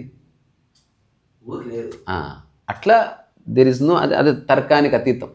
యూ కెనాట్ సేమ్ అదే లాజిక్ తో చూస్తే నీవు అన్నది ఈ ఎండ్ బాడీతో కాదు, నా వైపు కూడా ఇప్పుడు నాలో కూడా అంత కలిపే నీవు. ఇప్పుడు ఇది బాడీ, ఇప్పుడు డిఫరెంట్ మణికొండ కుప్పాల కూడా పక్కనేదు, అలానే ఇప్పుడు నీ బాడీ నా బాడీ నీ బాడీ అంటే కనిపిస్తుంది. ఇలానా కనిపిస్తుంది. నీవు రమణ మహర్షి నీవు ఎవరు అంటే అంతా అని అర్థం అన్నమాట. అందుకే తైత్తరీయ ఉపనిషత్తులో సూర్యుడిలో ఉండేటటువంటి ఆత్మ, నీలో ఉండేటటువంటి ఆత్మ ఒక్కటే. ఏం లేదు, ఏది మనిషి ఎక్స్ప్రెషన్ అంతే. అక్కడే దేవుడు ఉండడని కాదు. నువ్వు ఎక్కడ అంటే అది సింబల్ కావాలి కదా, నీకు సింబల్ కావాలి కదా. ఇప్పుడు నేను అక్కడ చిన్న ఇట్లా కాదరా, నేను ఇట్లా సినిమా వేసిన చూడంటే ఎక్కడ చూడాలంటావు కదా, తెర పెట్టాను అంతే. అన్ని చోట్ల ఉంది అది, కానీ తెర మీద కనిపిస్తుంది. అట్లా ఏదో ఒకటి ఆధారం లేకపోతే పట్టుకోవడం కష్టం కాబట్టి ఫస్ట్ ఒక ఆధారం పెట్టి, అంటే ఆకారాన్ని పెట్టి నిరాకారం వైపు తీసుకెళ్ళడానికి నువ్వు ప్రయత్నం చేయిస్తారు దానికోసం. ఒక సింబల్ అనమాట అంతే. అంటే through that you have to enquire that limitlessness అని చెప్తారు. చెప్పడం కాదు, ఉన్నది అదే. నువ్వు లిమిటెడ్గా ఉంటే యూ సఫర్, అన్లిమిటెడ్ లెస్ నువ్వు ఎక్స్పీరియన్స్ చేసినావు అనుకో, దెర్ ఇస్ నో సఫరింగ్. చిన్న చిన్న విషయాలు తెలిసిపోతుంది. ఇప్పుడు హోమ్ సిక్ ఉందా నీకు? హోమ్ సిక్ అంటారు కదా, అంటే ఇల్లు వదిలేసేంత దూరం ఉందని. ఇది అర్థమవుతున్న కొద్దీ ఉన్నదే హోమ్ అని తెలుస్తుంది, ఇంకా సిక్నెస్ ఏం లేదు. అట్లా అంతే, దాంట్లో ఏం లేదు. ఇప్పుడు కొంతవరకు ఇప్పుడు ఇక్కడ టౌన్షిప్ ఉంది, ఇండ్లు ఉన్నాయి, మనుషులు ఉన్నారు, బోర్డులు కనిపిస్తున్నాయి. 15 నిమిషాలు పోతే, 20 నిమిషాలు పోతే, అర్ధగంట పోతే అవతల ఇంకేముంటుంది? ఉండదు. ఒక గంట అంతా ఓపెన్ ప్లేస్ వస్తుంది. ఓపెన్ ప్లేస్లో ఇళ్ళు ఉండవు, మనుషులు ఉండరు, బోర్డులు ఉండవు. అంటే అది నిరాకారం. ఇంకా వెళ్ళిపోతూ ఉంటాము. అంటే దీంట్లో ఇక్కడనే ఉంటే కాదు, ప్రయాణం కొనసాగించాలి అక్కడికి. అంటే వెళుతూ ఉంటే వస్తుంది. ఒక దగ్గర ఉంటే ఎట్టు వస్తుంది? మనం ఒక దగ్గర ఉండడానికి అలవాటు పడిపోతున్నాం. అటాచ్మెంట్ వద్దు అంటారు కదా, అంటే ఇదే ఫైనల్ ఏం కాదు. అది కూడా నువ్వు నడుస్తూ ఉంటే అవతలకి వెళ్ళిపోతున్నావా లేదా? అవతలకి వెళ్ళిపోయాక ఇండ్లు ఉంటాయా? అక్కడ ఉండవు, మనుషులు ఉండరు, అక్కడ ఏవి కనిపించవు మీకు ఊరు బయట. అవును, ఇంతే. ఇప్పుడు ఇంకోటి, గోవాలో ఎవరో అడిగారు ప్రశ్న, అసలు ఎందుకు సార్ ప్రకృతికి వస్తే ఇంత ఆనందంగా ఉంటుందంటే, నీ మనస్సుకు డిస్ట్రాక్షన్ లేదన్నట్టు. అంటే ఇంకా ప్రకృతి, ఆకాశం ఏవి కనిపిస్తుంది కాబట్టి మనసు అయిపోయింది. అట్లా కాకుండా హీరోయిన్ ఉందనుకో, అక్కడ సినిమా థియేటర్ ఉందనుకో, అక్కడే బజ్జీలు ఉంది అనుకో, ఇప్పుడు 4 భాగాలు అవుతుంది మైండ్. అక్కడ ఏవి లేవు ఇంకా, అందుకని అక్కడ ఏవి లేవు. అసలు చెట్లు ఇవన్నీ కూడా ఎంత ఉండేది మనల్ని ఆపుతుంది. కదలకుండా కాదు, ఆప్షనే లేదు, ఇంకా కదులుతుంది అది. ఆంధ్ర ఉన్నది కదా యాక్టర్ రమాప్రభ, అటు వెళ్ళినప్పుడు కొండలలో అటు వెళ్ళాను కదా, అప్పుడు అడిగిన ఇదే ప్రశ్న. అంటే స్థిరంగా ఉన్నది ఏదైనా నిన్ను స్థిరపరుస్తుంది అంతే. అంటే డిస్ట్రాక్షన్ లేదు. అట్లా కాకుండా నీకు లైఫ్ అర్థమవుతున్న కొద్ది ఎన్నున్నా కూడా నీ మనసు చెదరదు, ఇంకా చెదరదు. సార్ ఆధ్యాత్మికత అంటే ఏంటి సార్? ఆధ్యాత్మికత చివరగా 10 ప్రశ్నలు చిన్న చిన్న. సరే, ఓకే. ఆధ్యాత్మికత అంటే ఇప్పుడు ఆధ్యాత్మికత అంటే ఏమిటి అంటే చాదస్తం మటుకు కాదు.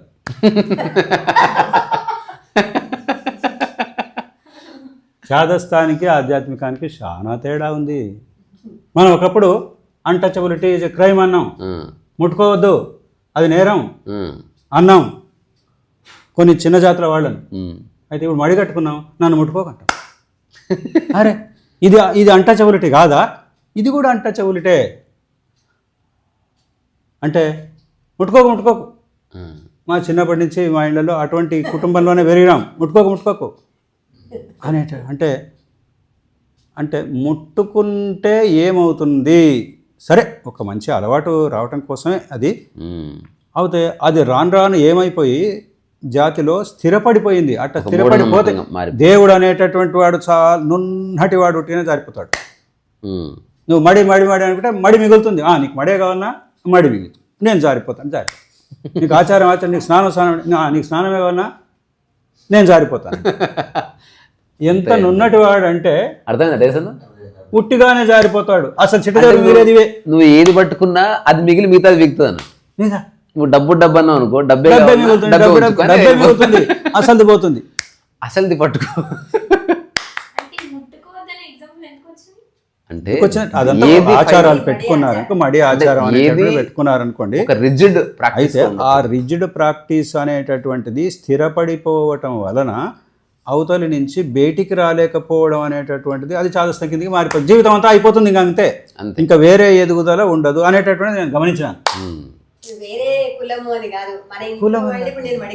మన ఇంట్లో వాళ్ళే అదే సంగతి నేను చెప్పేది. మహిళ దేనికి, అసలు మహిళ దేనికో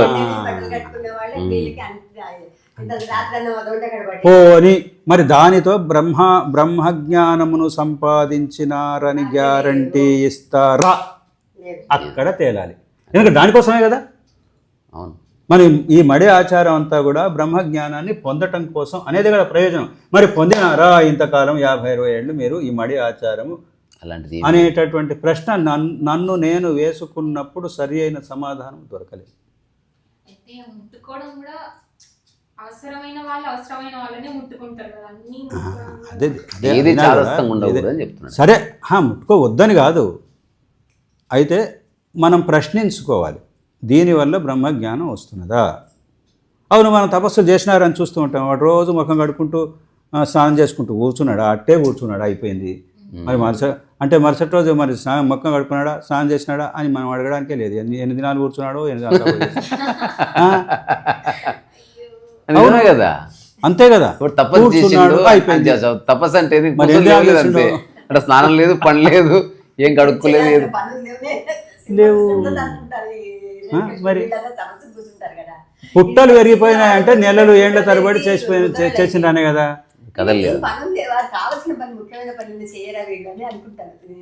అంటే చేసేటటువంటి పద్ధతులు కూడా ఉన్నాయి. అది సంగతి వేరే. అది భక్తికి ఆధ్యాత్మికత ఏమైనా సంబంధం? ఇప్పుడు ఏంటంటే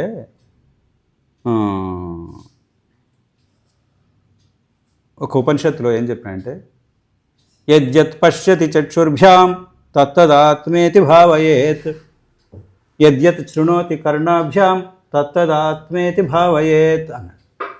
ఎంత గొప్ప మాట అనిపించింది. నేను అది చూసేటప్పటి దిమ్మ తిరిగిపోయింది. దాని అర్థం సార్, యద్యత్ పశ్యతి చక్షుర్భ్యాం, నీ చక్షువులతోటి నీ కళ్ళతోటి ఏది అయితే చూస్తున్నావో తత్తదాత్మేతి భావయేత్, అదంతా కూడా బ్రహ్మ పదార్థమే అని చింత చెయ్యి. ఎందుకు చెయ్యవు? యద్యత్ శృణోతి కర్ణాభ్యాం అంటే ఏదైతే నీ చెవులతోటి వింటూ ఉన్నావో ఆ శబ్దములు అన్నీ కూడా తత్తదాత్మేతి భావయేత్, అదంతా పరబ్రహ్మం యొక్క శబ్దములే అని ఎందుకు అనుకో, ఓంకారములే అని ఎందుకు అనుకో. అంటే అవి వేరే ఉన్నాయి, ఇవి వేరే ఉన్నాయి, అవి వేరే ఉన్నాయా? మానసిక స్థితి గురించి మాట్లాడు. ఇవి వేరే అవి వేరే ఉన్నాయా? అవి వేరు ఇవి వేరే అని ఎప్పుడైతే అనుకుంటావో అంతే. భేద దృష్టియే భయానికి కారణం. నేను ఒకటే అనుకున్నావు అనుకో, అయిపోయింది, భయం లేదు. నువ్వు వేరే నేను వేరే అనుకున్నావు అనుకో, ఆ భయం అక్కడి నుంచి మొదలై. అంతే. అది అక్కడ ఎంత చక్కగా ఉంది, ఎంత సింపుల్గా ఉంది. యద్యత్ పశ్యతి చక్షుర్భ్యాం, నువ్వు ఎక్కడెక్కడైతే చూస్తూ ఉన్నావో, ఇదిగో ఇక్కడ హార్మోనియం కనిపిస్తుంది, ఇక్కడ గ్లాస్ కనిపిస్తుంది, అక్కడ మైక్ కనిపిస్తుంది, అక్కడ ఏవో కనిపిస్తున్నాయి, అక్కడ పెన్సిల్స్ కనిపిస్తున్నాయి, బ్రష్, అంటే ఇవన్నీ పరబ్రహ్మములు కావా? అంటే కావు అని నీవు తేలుస్తావా? మొట్టమొదటి దాని సంగతి చెప్పు.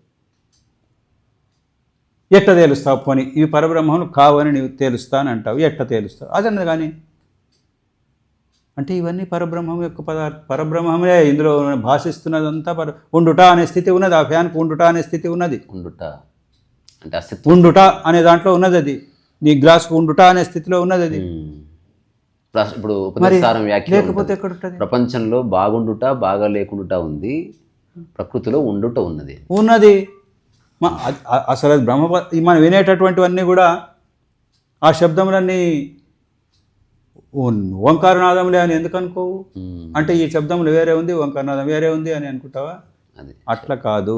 వివేకానంద స్వామి నాకు ధ్యానంలో కుదురుతలేదు, ధ్యానంలో కుదరడం లేదు మనసు అంటే రామకృష్ణవరం దగ్గరికి పోతే ఏం చేస్తున్నావయ్యా అంటే రాత్రిపూట నాకు ఆ సైరన్ శబ్దం వినిపిస్తుంది ఆ ఫ్యాక్టరీ నుంచి, అర్ధరాత్రి 2 గంటలకు నాకు ధ్యానం కుదురుతుంది అంటే ఆ సైరన్ శబ్దాన్నే ధ్యాన నువ్వు వస్తువుగా ఓంకారంగా దాన్ని చూడు అని. అట్లా చూడటం నేర్చుకోవటం అంటే ప్రయత్నం ముందు చేయకపోతే ముందే డిసైడ్ చేసేసుకున్నాం అనమాట, ఇది కాదు అది కాదు. ముందే డిసైడ్ చేసుకున్న తర్వాత ఎవరు చెప్పేది లేదు, వినేది లేదు, ప్రయత్నం చేసేది లేదు, ఆగిపోతుంది. అట్లా ముందే డిసైడ్ చేసుకోకూడదు. అది అక్కడ ఒకసారి మా ఇంటి ముందు దూరంగా ఒక వ్యక్తి చనిపోయినాడు. అందరు ఏడుస్తున్నారు. ఆ ఏడుపు మీద నేను దృష్టి పెడితే దాంట్లో ఉయ్యాల పాటలు వినిపిస్తున్నాయి నాకు. అవును, ఇట్స్ ఎ ఫ్యాక్ట్. ఇదొక చక్కటి ప్రయోగం ఎవరైనా చేయొచ్చు. శృతి మీద దృష్టి పెడితే శృతి మాయమైపోతుంది. ఇదేమిటబ్బా, వాళ్ళు దుఃఖంతో ఏడుస్తున్నారు, కానీ నాకేమో ఉయ్యాల పాట వినిపించి ఆనందం కలుగుతున్నదే అని అనిపించింది. అదేమిటంటే మనం మరణం అనుకుంటూ ఉంటాం. మరణం అంటే అదేదో భయం అని కాదు. నిజానికి ఎంత తమాషా మరణం. అప్పటి వరకు మాట్లాడుతున్నాడు, నడుస్తున్నాడు, చేస్తూ ఉన్నాడు. అప్పటి నుంచి అవన్నీ మానేశాడు.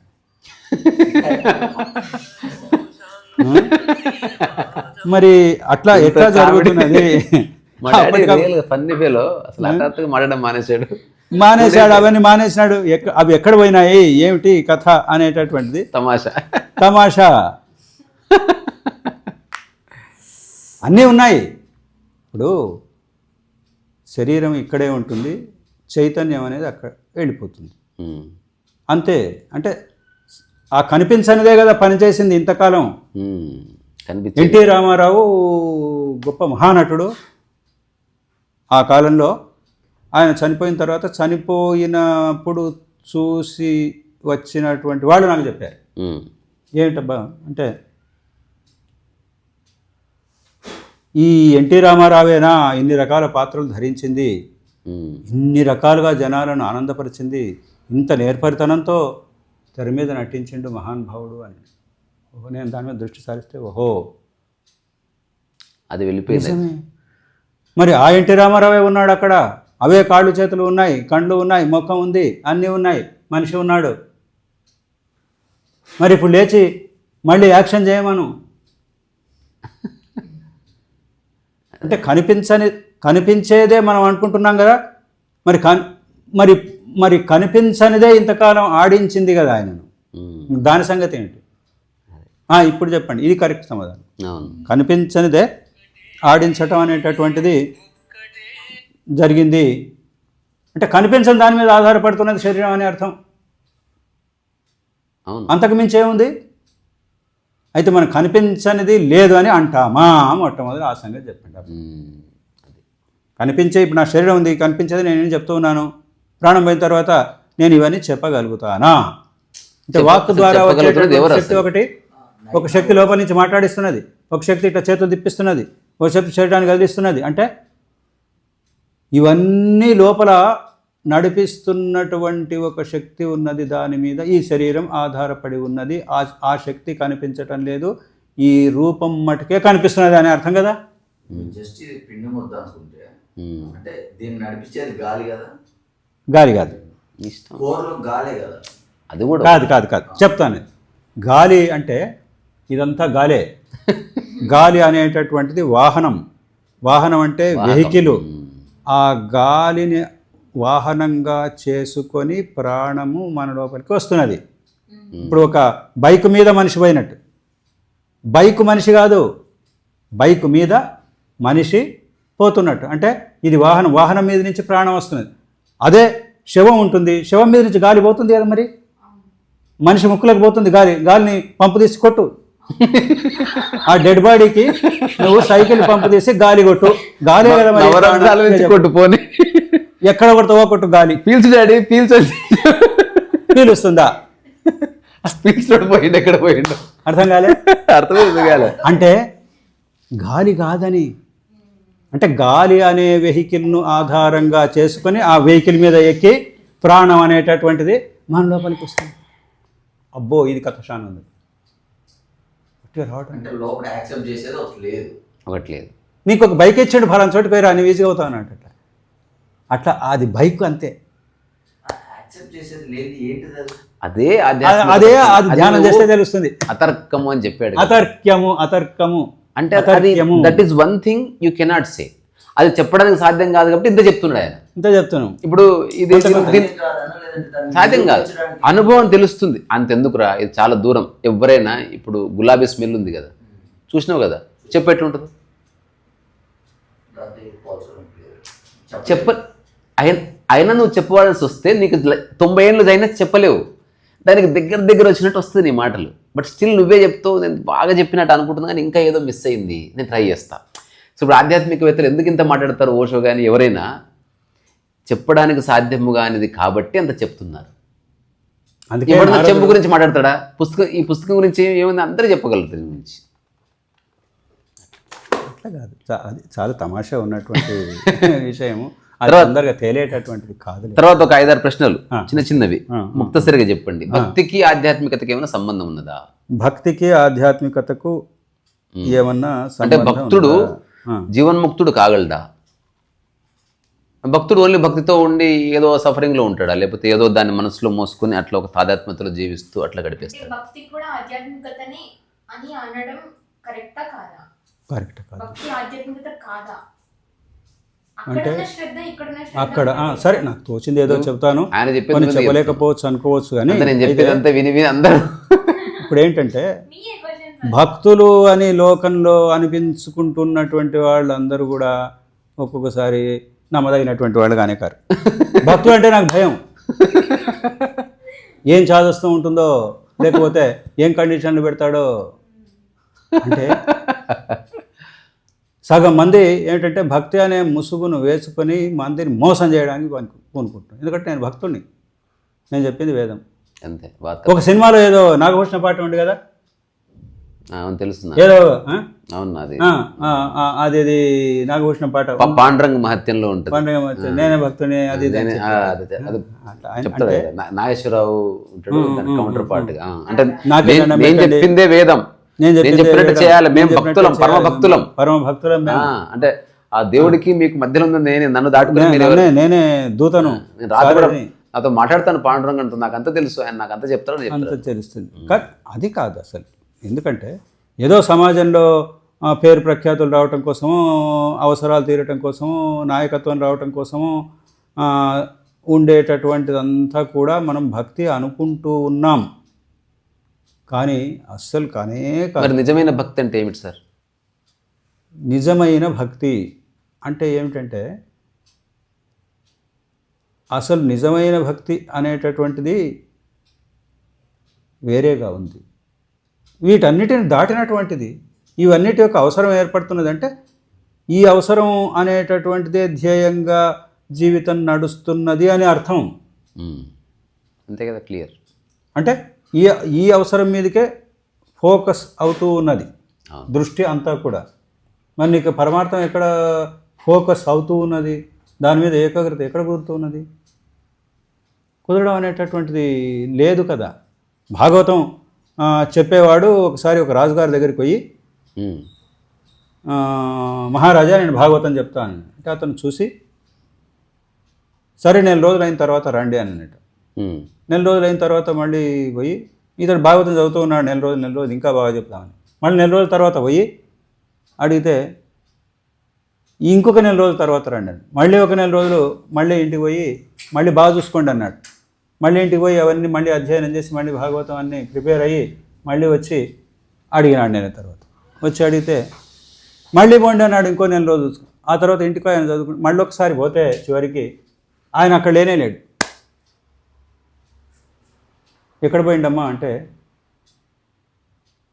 ఎక్కడనో వెళ్ళిపోయినాడు, మళ్ళీ వస్తానని. అంటే మరి రాజుగారి దగ్గర, నేను రాజుగారిని కదా, నా దగ్గరికి రాలేదా అంటే, ఇంకా ఆయన రావాల్సిన అవసరం లేకుండా పోయింది ఆయనకి. రాజుగారి దగ్గరికి రావాల్సిన అవసరం లేకుండా పోయింది.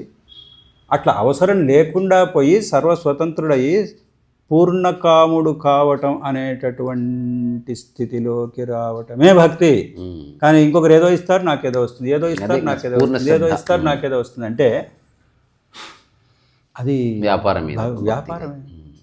ఇస్తాడు ఇస్తాడు ఇస్తాడంటే నీవిచ్చేదేమిటి లోకానికి? మొట్టమొదటి తేలిన దేవుడా నాకు అది ఇది ఇది అది అంటే నీవిచ్చేదేమిటి? ముందు ఇచ్చింది వస్తుంది. నువ్వు అందరికి భయాన్ని ఇస్తే, భయాన్ని పంచితే నీకు భయం వస్తుంది. అంతే.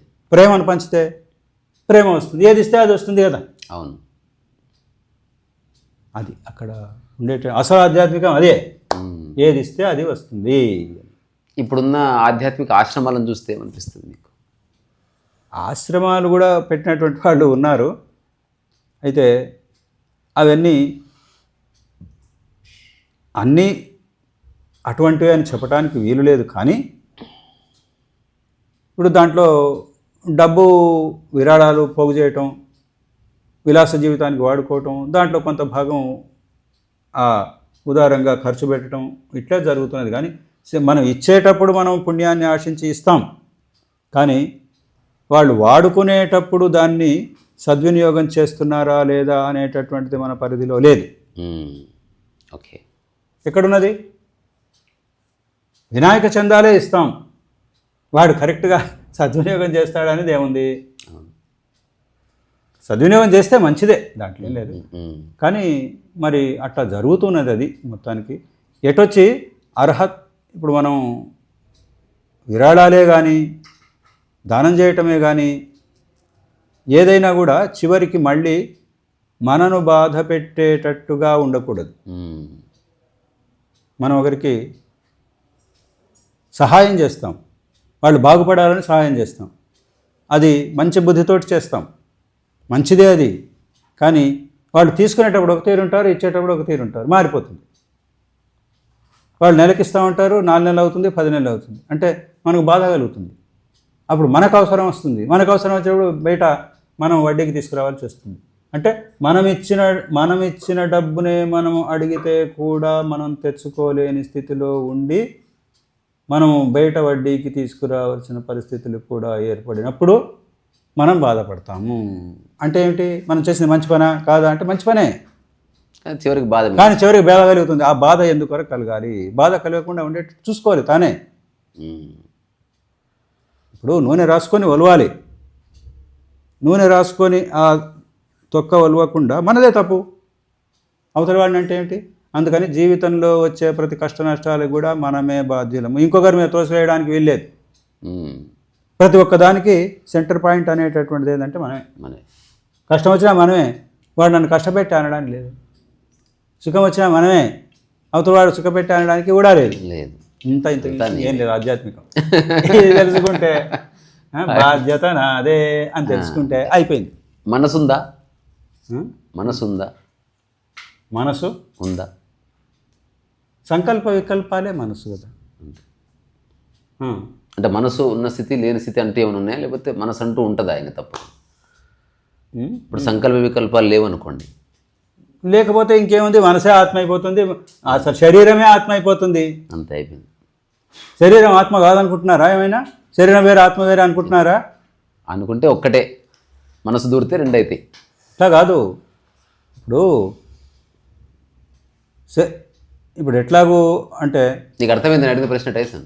అంటే సంకల్ప వికల్పాలే మనసు అన్నట్టు, అది తర్వాత చెప్తా. వికల్పం సార్ అంటే అంటే ఒక ఆలోచనలే మనసు అన్నట్టుగా. అంటే ఇది చేయాలనుకోవడం, ఇది చేయొద్దు అనుకోవడం, ఏదైనా అంటే అటెన్షన్ కానీ డిస్ట్రాక్షన్ కానీ నీ మనసును క్రియేట్ చేస్తుంది.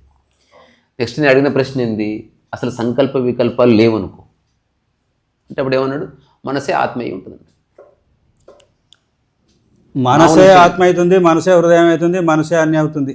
అది ఆ లోపల అది మనకు కనిపించడం లేదు. ఏ పేరైనా పెట్టుకుంటాం, అద్భుతం. కనిపిస్తే పెడతాం. అది ఇది నా పేరు, ఈ పేరు పెట్టమని చెప్పమని అడుగుతున్నదా? ఏమీ లేదు, అన్నీ పేరు ఒట్టిదే. దానికి ఒక పేరు పెట్టుకుంటాం మనకు సింబల్గా అంటారు కదా, అది అనామిక.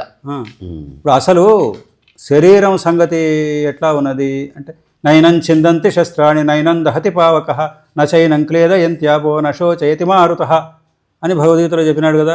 నైనం చిందంతి శస్త్రాన్ని, అస్త్రశస్త్రాలు పొడిచినా కానీ ఆత్మ అనేటటువంటిది ఏం కాదు. నైనం దహతి పావకః, అగ్ని అనేటటువంటిది దహించలేదు. నైనం దహతి పావకః నచైనం క్లేదయంత్యాపో, నీళ్లు అతన్ని ఏమి చేయలేవు, నాంచలేవు. నశోచయతి మారుతః, గాలి అతన్ని ఏమి ఆరబెట్టలేదు అని చెప్తూ ఉంటే, మరి ప్రహ్లాదుని శరీరాన్ని ఏమైంది? అస్త్రశస్త్రాలు శరీరాన్నే, ఆత్మ కాదు కదా, శరీరమే కదా, మరి శరీరాన్ని పొడిచినాయా? అంటే శరీరమే ఆత్మకి కూర్చున్నది అంటే ఆత్మ లక్షణం అంతా శరీరానికి వచ్చిందా రాలేదా? అగ్నిగుండాలలో వేసినాడు, వేస్తే మరి శరీరం ఏమన్నా అయిందా? ఆత్మలక్షణమే వచ్చేసి అంటే అది ఆత్మ ఏం కాదు కదా, మరి శరీరం కదా, అది కాలిపోవాలి కదా. మరి ఎందుకు కాలిపోలే? సీతమ్మ వారిని అగ్ని ప్రవేశం చేస్తే ఎందుకు కాలిపోలే? శరీరమే కదా. అంటే అట్లా కాదు, ఆత్మనే అన్నీ అవుతూ ఉన్నది. వీటికి అంతకు మించి ఇంకేం లేదు. అయితే ఆ స్థాయికి పోకపోతే అన్ని విభజనలే, అన్ని విభజన అనుకుంటే లేకపోతే శరీరం మటుకేం తక్కువగా ఉంది అనుకుంటున్నారా మీరు? శరీరం అనేటటువంటిది ఏమిటి? ఇప్పుడు అరటి తొక్క ఉంది, ఆ అరటి పండు మనం వెళుతాం, బండివాడి దగ్గర అరటి పండు అమ్ముతున్నాడు, 50 రూపాయలు డజన్ అంటాడు. తొక్క మనం తీసేస్తాం కదా, తొక్క శరీరం అనుకో, లోపల ఉండే గుజ్జు ఆత్మ అనుకో. కాసేపు అయ్యా మేము తొక్క తీసేస్తాం, ఇంటికి వెళ్ళి తొక్క మాకు అవసరం లేదు, తొక్క నువ్వే తీసుకో, లోపల గుజ్జు మాత్రమే మాకు 50 రూపాయలు కాదు 25 రూపాయలు డజన్ అంటే ఏమంటాడు? నేను పిచ్చివాళ్ళలాగా చూస్తాడు. తొక్క నువ్వే తీసుకో, లోపల గుజ్జు నాకు 50 రూపాయలు కాదు 25 రూపాయలు అంటే నీవెక్కడి బాబోతున్నాయన ఇట్ట మాట్లాడుతున్నావు అంటాడు. కానీ నిజం జరిగేది అదే, తొక్క మనం తీసేస్తాం. ఆ తొక్క లేకపోతే పండలేదు అసలు. ఆ తొక్క అనేటటువంటిదే, దాన్ని ఇంటి దాకా తెస్తున్నాం మనం, ఇంటి దాకా అది రక్షణగా వస్తున్నది తొక్క. తొక్క అంటే ఇంటి దాకా వచ్చిన తర్వాత తీసేసేస్తున్నాం. తొక్క అంటే దాని తడాకా చూపిస్తే అంటే ఒకసారి కాలు పెట్టి చూడండి తొక్క మీద, దాని తడాకా చూపిస్తుంది. అది యాక్చువల్ ఆ బూత్ మనకు వేరే కాంటెక్స్ట్. సార్ జీవిత పరమార్థం అంటూ ఉందా? జీవిత పరమార్థం అంటూ ఉందా? జీవిత పరమార్థం అంటే ఇప్పుడు ఉంటే ఏమిటది? జీవిత పరమార్థం అనేటటువంటిది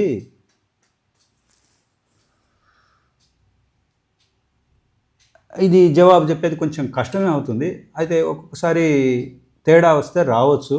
కానీ జీవిత పరమార్థం అనేటటువంటిది ఇప్పుడు మనం ఉండవలసిన స్థితిని దాటి అవతలికి పోయినాము కాబట్టి ఉండవలసిన స్థితిలో ఉండడమే పరమార్థం. ఇప్పుడు ఇక్కడ కుర్చీ ఉన్నది, ఈ కుర్చీలో నేను కూర్చున్నా, కుర్చీలో హాయిగా కూర్చోడం పరమార్థం. అంతే. నేను ఈ కుర్చీని వదిలిపెట్టి నిలబడితే హాయిగా ఇట్లా కూర్చుందాం అనుకున్నాను అనుకో, ఎట్లా కూర్చుంటాను? కుర్చీ అక్కడ ఉంది, నేను ఇట్లా కూర్చుంటాం అనుకుంటాను. అంటే ఇది అసహజమైనటువంటి స్థితి, ప్రమాదకరమైనటువంటి స్థితి. నేను ఇట్లా కూర్చున్నాను అనుకో, కింద పడిపోతా, ముడ్డిపూసలు ఎదుగుతాయి. అంటే నేను ఇట్లే కూర్చోవాలి, చెప్తలేడు రా గూట్లే, ఇట్లే కూర్చోవాలి, ఉత్తరకించకు, ఇది ఇంతే, ఇట్ట కూర్చుంటేనే నేను బాగుంటా, ఇదే పరమార్థం. అట్లా కూర్చుంటే బాగుండను కదా. అంటే అసలు ఉన్నట్టు తెలియకూడదు. అంటే పూర్తి వర్తమానం గురించి చెప్తుంది. వర్తమానమే పరమార్థం అంతే. ఇందులో ఏముందో నేను చెప్పినటువంటి దాంట్లో ఏం అర్థమైన వాడికి అర్థమవుతుంది. ఇప్పుడు మీరు చెప్పింది 2-3 విషయాలు మామూలు విషయాలు కాదు. తర్వాత ఏంటంటే ఇప్పుడు వ్యాస భగవానుడే చెప్పినాడు. ఇప్పుడు కొత్తగా వర్తమానం గురించి మన వ్యాసం ఏది భూతం భవిష్యద భజన్ వర్తమానమధాస్మరన్ అంటే భూతకాలాన్ని గురించి చింతించకో, భవిష్యత్ కాలాన్ని గురించి వర్తమాన కాలంలోనే ఉండరు నాయన అని అన్నాడు. వాళ్ళు ఏం చేస్తారు? భూతకాలం అంటే భూతం అంటేనే అది భూతం, భయపెడుతుంది. అది అప్పుడు అట్ట జరిగాయి, ఇప్పుడు అట్ట జరిగాయి, అప్పుడు అట్ట జరిగాయి, 30 ఏళ్ళ కింద 30 ఏళ్ళ కింద ఇట్లా జరిగా అంటే 30 ఏళ్ళ కింద అత్త ఇట్లానే 40 ఏళ్ళ కింద అంటాము. 40 ఏళ్ళ కింద అన్నది అత్త ఈ మాట. అంటే 40 ఏళ్ళ నుంచి నేను మోసుకుంటూ వస్తున్నావు కదా. 39 ఏళ్ల కింద ఏమనలేదు కదా, 38 ఏళ్ల కింద ఏమనలేదు కదా, 37 ఏళ్ల కింద ఏమనలేదు కదా, 36 ఏళ్ల కింద ఏమనలేదు కదా, 35 ఏళ్ల కింద ఏమనలేదు. అంటే అనని సంవత్సరాలు ఎన్ని ఉన్నాయో చూసుకోండి. కానీ అన్నది ఒక్క మాట గుర్తుంటది. 40 ఏళ్ల కిందనే కదా అన్నది. నువ్వు మరి నథింగ్ అంటే గుర్తుంటది. కిందివన్నీ కూడా అనని సంవత్సరాలే కదా. ఎన్నో ఉన్నాయి మంచి మాట. అనని సంవత్సరాలు ఎన్ని ఉన్నాయి, అన్న సంవత్సరం ఏది ఉంది, ఎన్ని ఉన్నాయి? అన్న సంవత్సరం ఒకటే ఉంది. ఒక్కటి కూడా ఒక రోజే అది కూడా ఒక 5 నిమిషాలే. అది ఒక్కటి మొత్తాన్ని డ్యామేజ్ చేస్తుంది చూడు అసలు. అనని సంవత్సరాలు ఎన్ని ఉన్నాయని చెప్తున్నాం కదా. అవును. 37 తీసుకుంటూ వస్తే ఇన్ని రోజులు ప్రయాణం చేస్తాం కదా కారులో, అది గుర్తుంటది, యాక్సిడెంట్ గుర్తుంటది. ఆ ఒక్క 5 నిమిషంలో లైఫ్ అంతా గుర్తుంటది. నెగటివిటీ అటనే మ్యారేజ్ డే గుర్తుంటది. నెగటివిటీ అనమాట, ఏమి లేదు. తర్వాత ఇంకోటి ఏంటంటే, ఇంకో విషయం తెలుసా సార్, ఒక్క మాట. నేను మైథిలి మ్యారేజ్ డే చేసుకోలేదు. ఎందుకు చేసుకోవాలంటే లేదు కాబట్టి. ఎవ్రీడే మ్యారేజే. పెళ్లి రోజే అనౌన్స్ చేసిన నో మోర్ మ్యారేజ్ డే అంటే అది తలుచుకునేది లేదు, దాన్ని లెక్క పెట్టుకునేది లేదు. జీవితం అంతా ఒక ప్రవాహంలో ఉండవలసింది. అందుకే జన్మదినము లేదు, వివాహ దినోత్సవం లేదు. సరే సార్ చెప్పండి. అది ఇంకా చాలా పెద్ద స్థాయికి పోయినప్పుడు చివరగా 2 ప్రశ్నలు. సరే లాస్ట్, మీ గురువు ఎవరు? నాకు నేనది అడుగుతున్నది సాహిత్యపరంగా కాదు, ఈ జీవితాన్ని అర్థం చేసుకునే ప్రక్రియలో భాగంగా.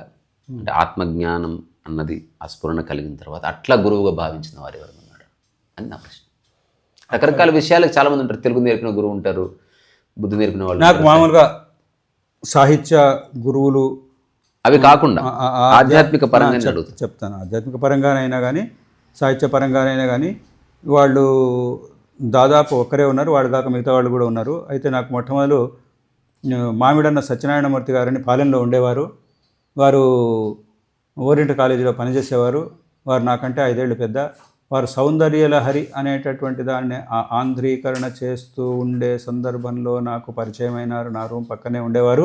రోజు వారి దగ్గర పోయి అవి నేను చర్చిస్తూ ఉండేవాడిని. ఆ తర్వాత వారు నాకు ఎన్నో విషయాలు చెప్పినారు. వారు పాపం చిన్న వయసులోనే పరమపదించినారు. వారు నేను మొదటి గురువుగా నేను భావిస్తాను. ఇప్పటికి కూడా వారి స్ఫూర్తి నా దగ్గర ఉంది. ఆయన శ్రీచక్ర సింహాసన అని ప్రతి పద్యానికి చిట్ట చివర వచ్చేటట్టుగా శతకంలాగా 100 పద్యాలు సౌందర్యలహరి శంకరాచార్య రాసిన శ్లోకాలను అనువదించి ఉన్నారు.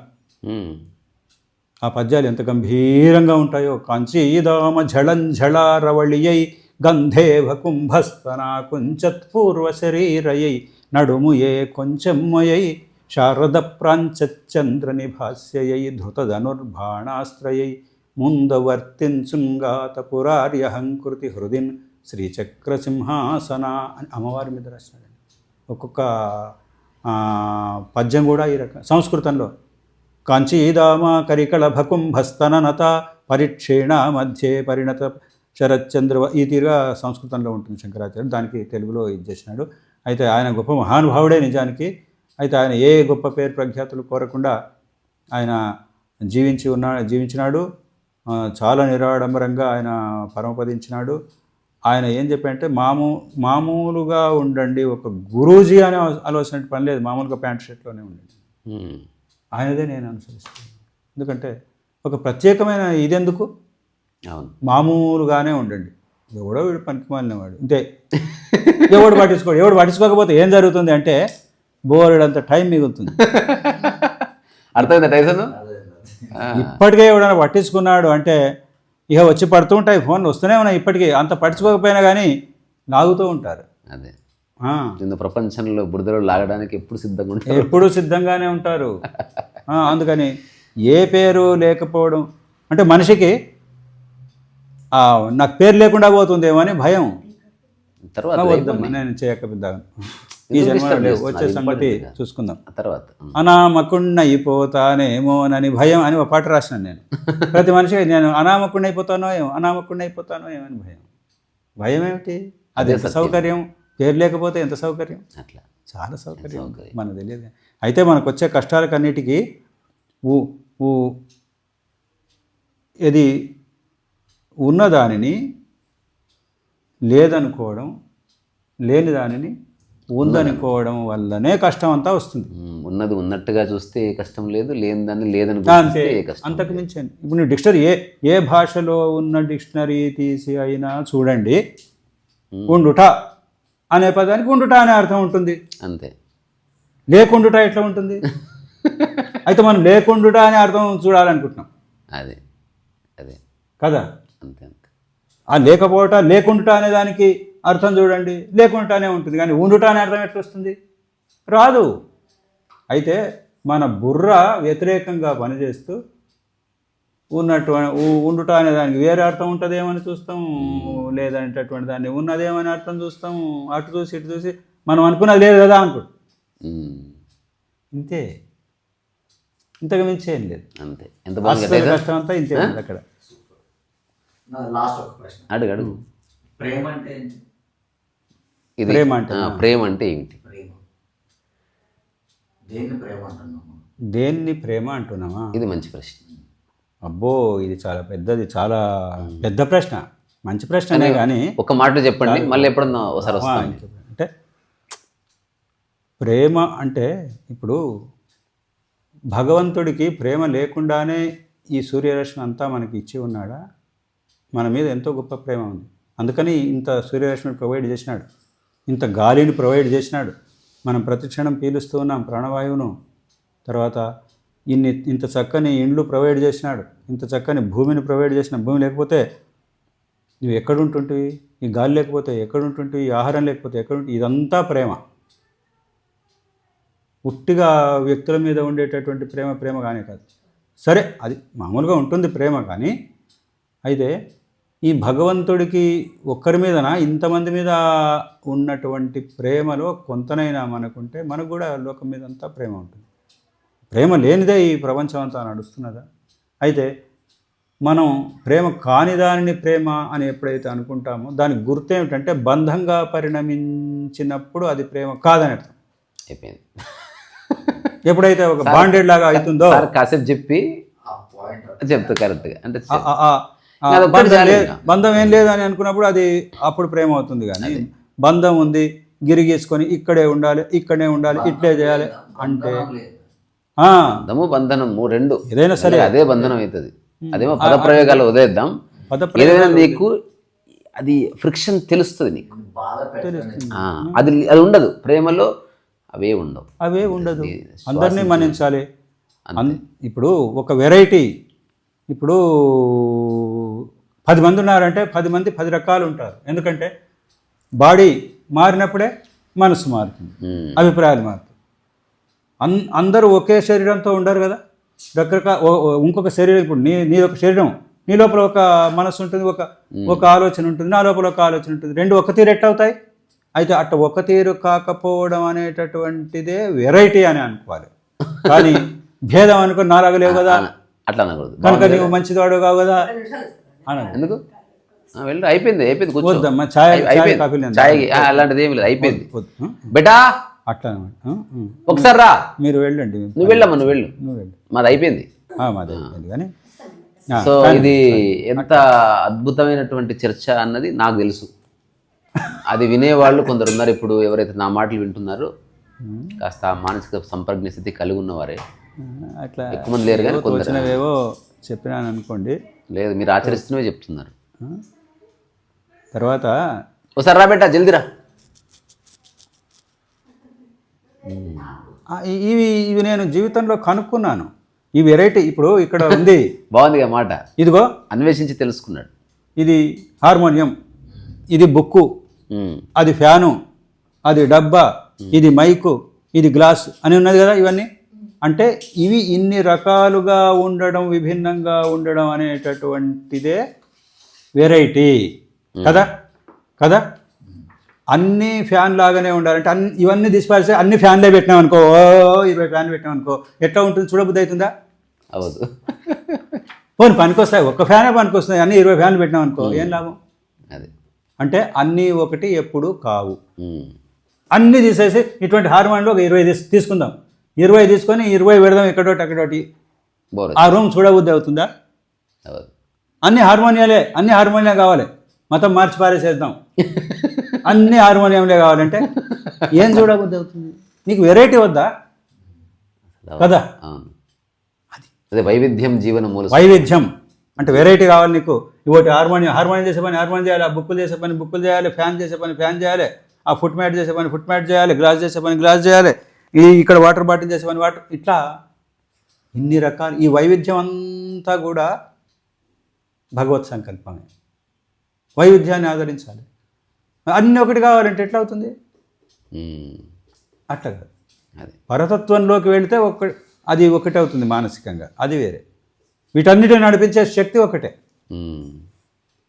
అదే శక్తి లైట్ను నడిపిస్తుంది, అదే శక్తి ఆ కరెంటు లైట్ నడిపిస్తుంది, ఫ్యాను నడిపిస్తుంది, మైకును నడిపిస్తుంది, ఇన్నిటి నడిపిస్తుంది కదా. నడిపించే శక్తి ఒకటే. అట్లే భగవత్ శక్తి. చాలా బాగుంది ఇది సార్. సో ఎంత ఓపిక్గా మరి చెప్పారు. తర్వాత మళ్ళీ వినేవాళ్ళందరికీ సారు నాకు గురువు గారే, మా అమ్మ కూడా గురువు గారే. అమ్మ గురువు అన్నాను కదా, అది అమ్మ గురువే. అంటే అమ్మకు గురువు, నాకు గురువు అని. అమ్మ గురువే. అదే అమ్మ గురువు, అట్లనే అమ్మనే గురువు. అవును, ఆమె అమ్మ గురువు, నేను కూడా అమ్మ గురువు. అంటే అమ్మకు గురువు. అది అర్థమైంది. సో అందుకని మీరు రావడం చాలా సంతోషం. అదే వద్దులే. నీకు కూడా. సో మళ్ళీ ఒకసారి మీ దగ్గరకు వస్తాం మేము.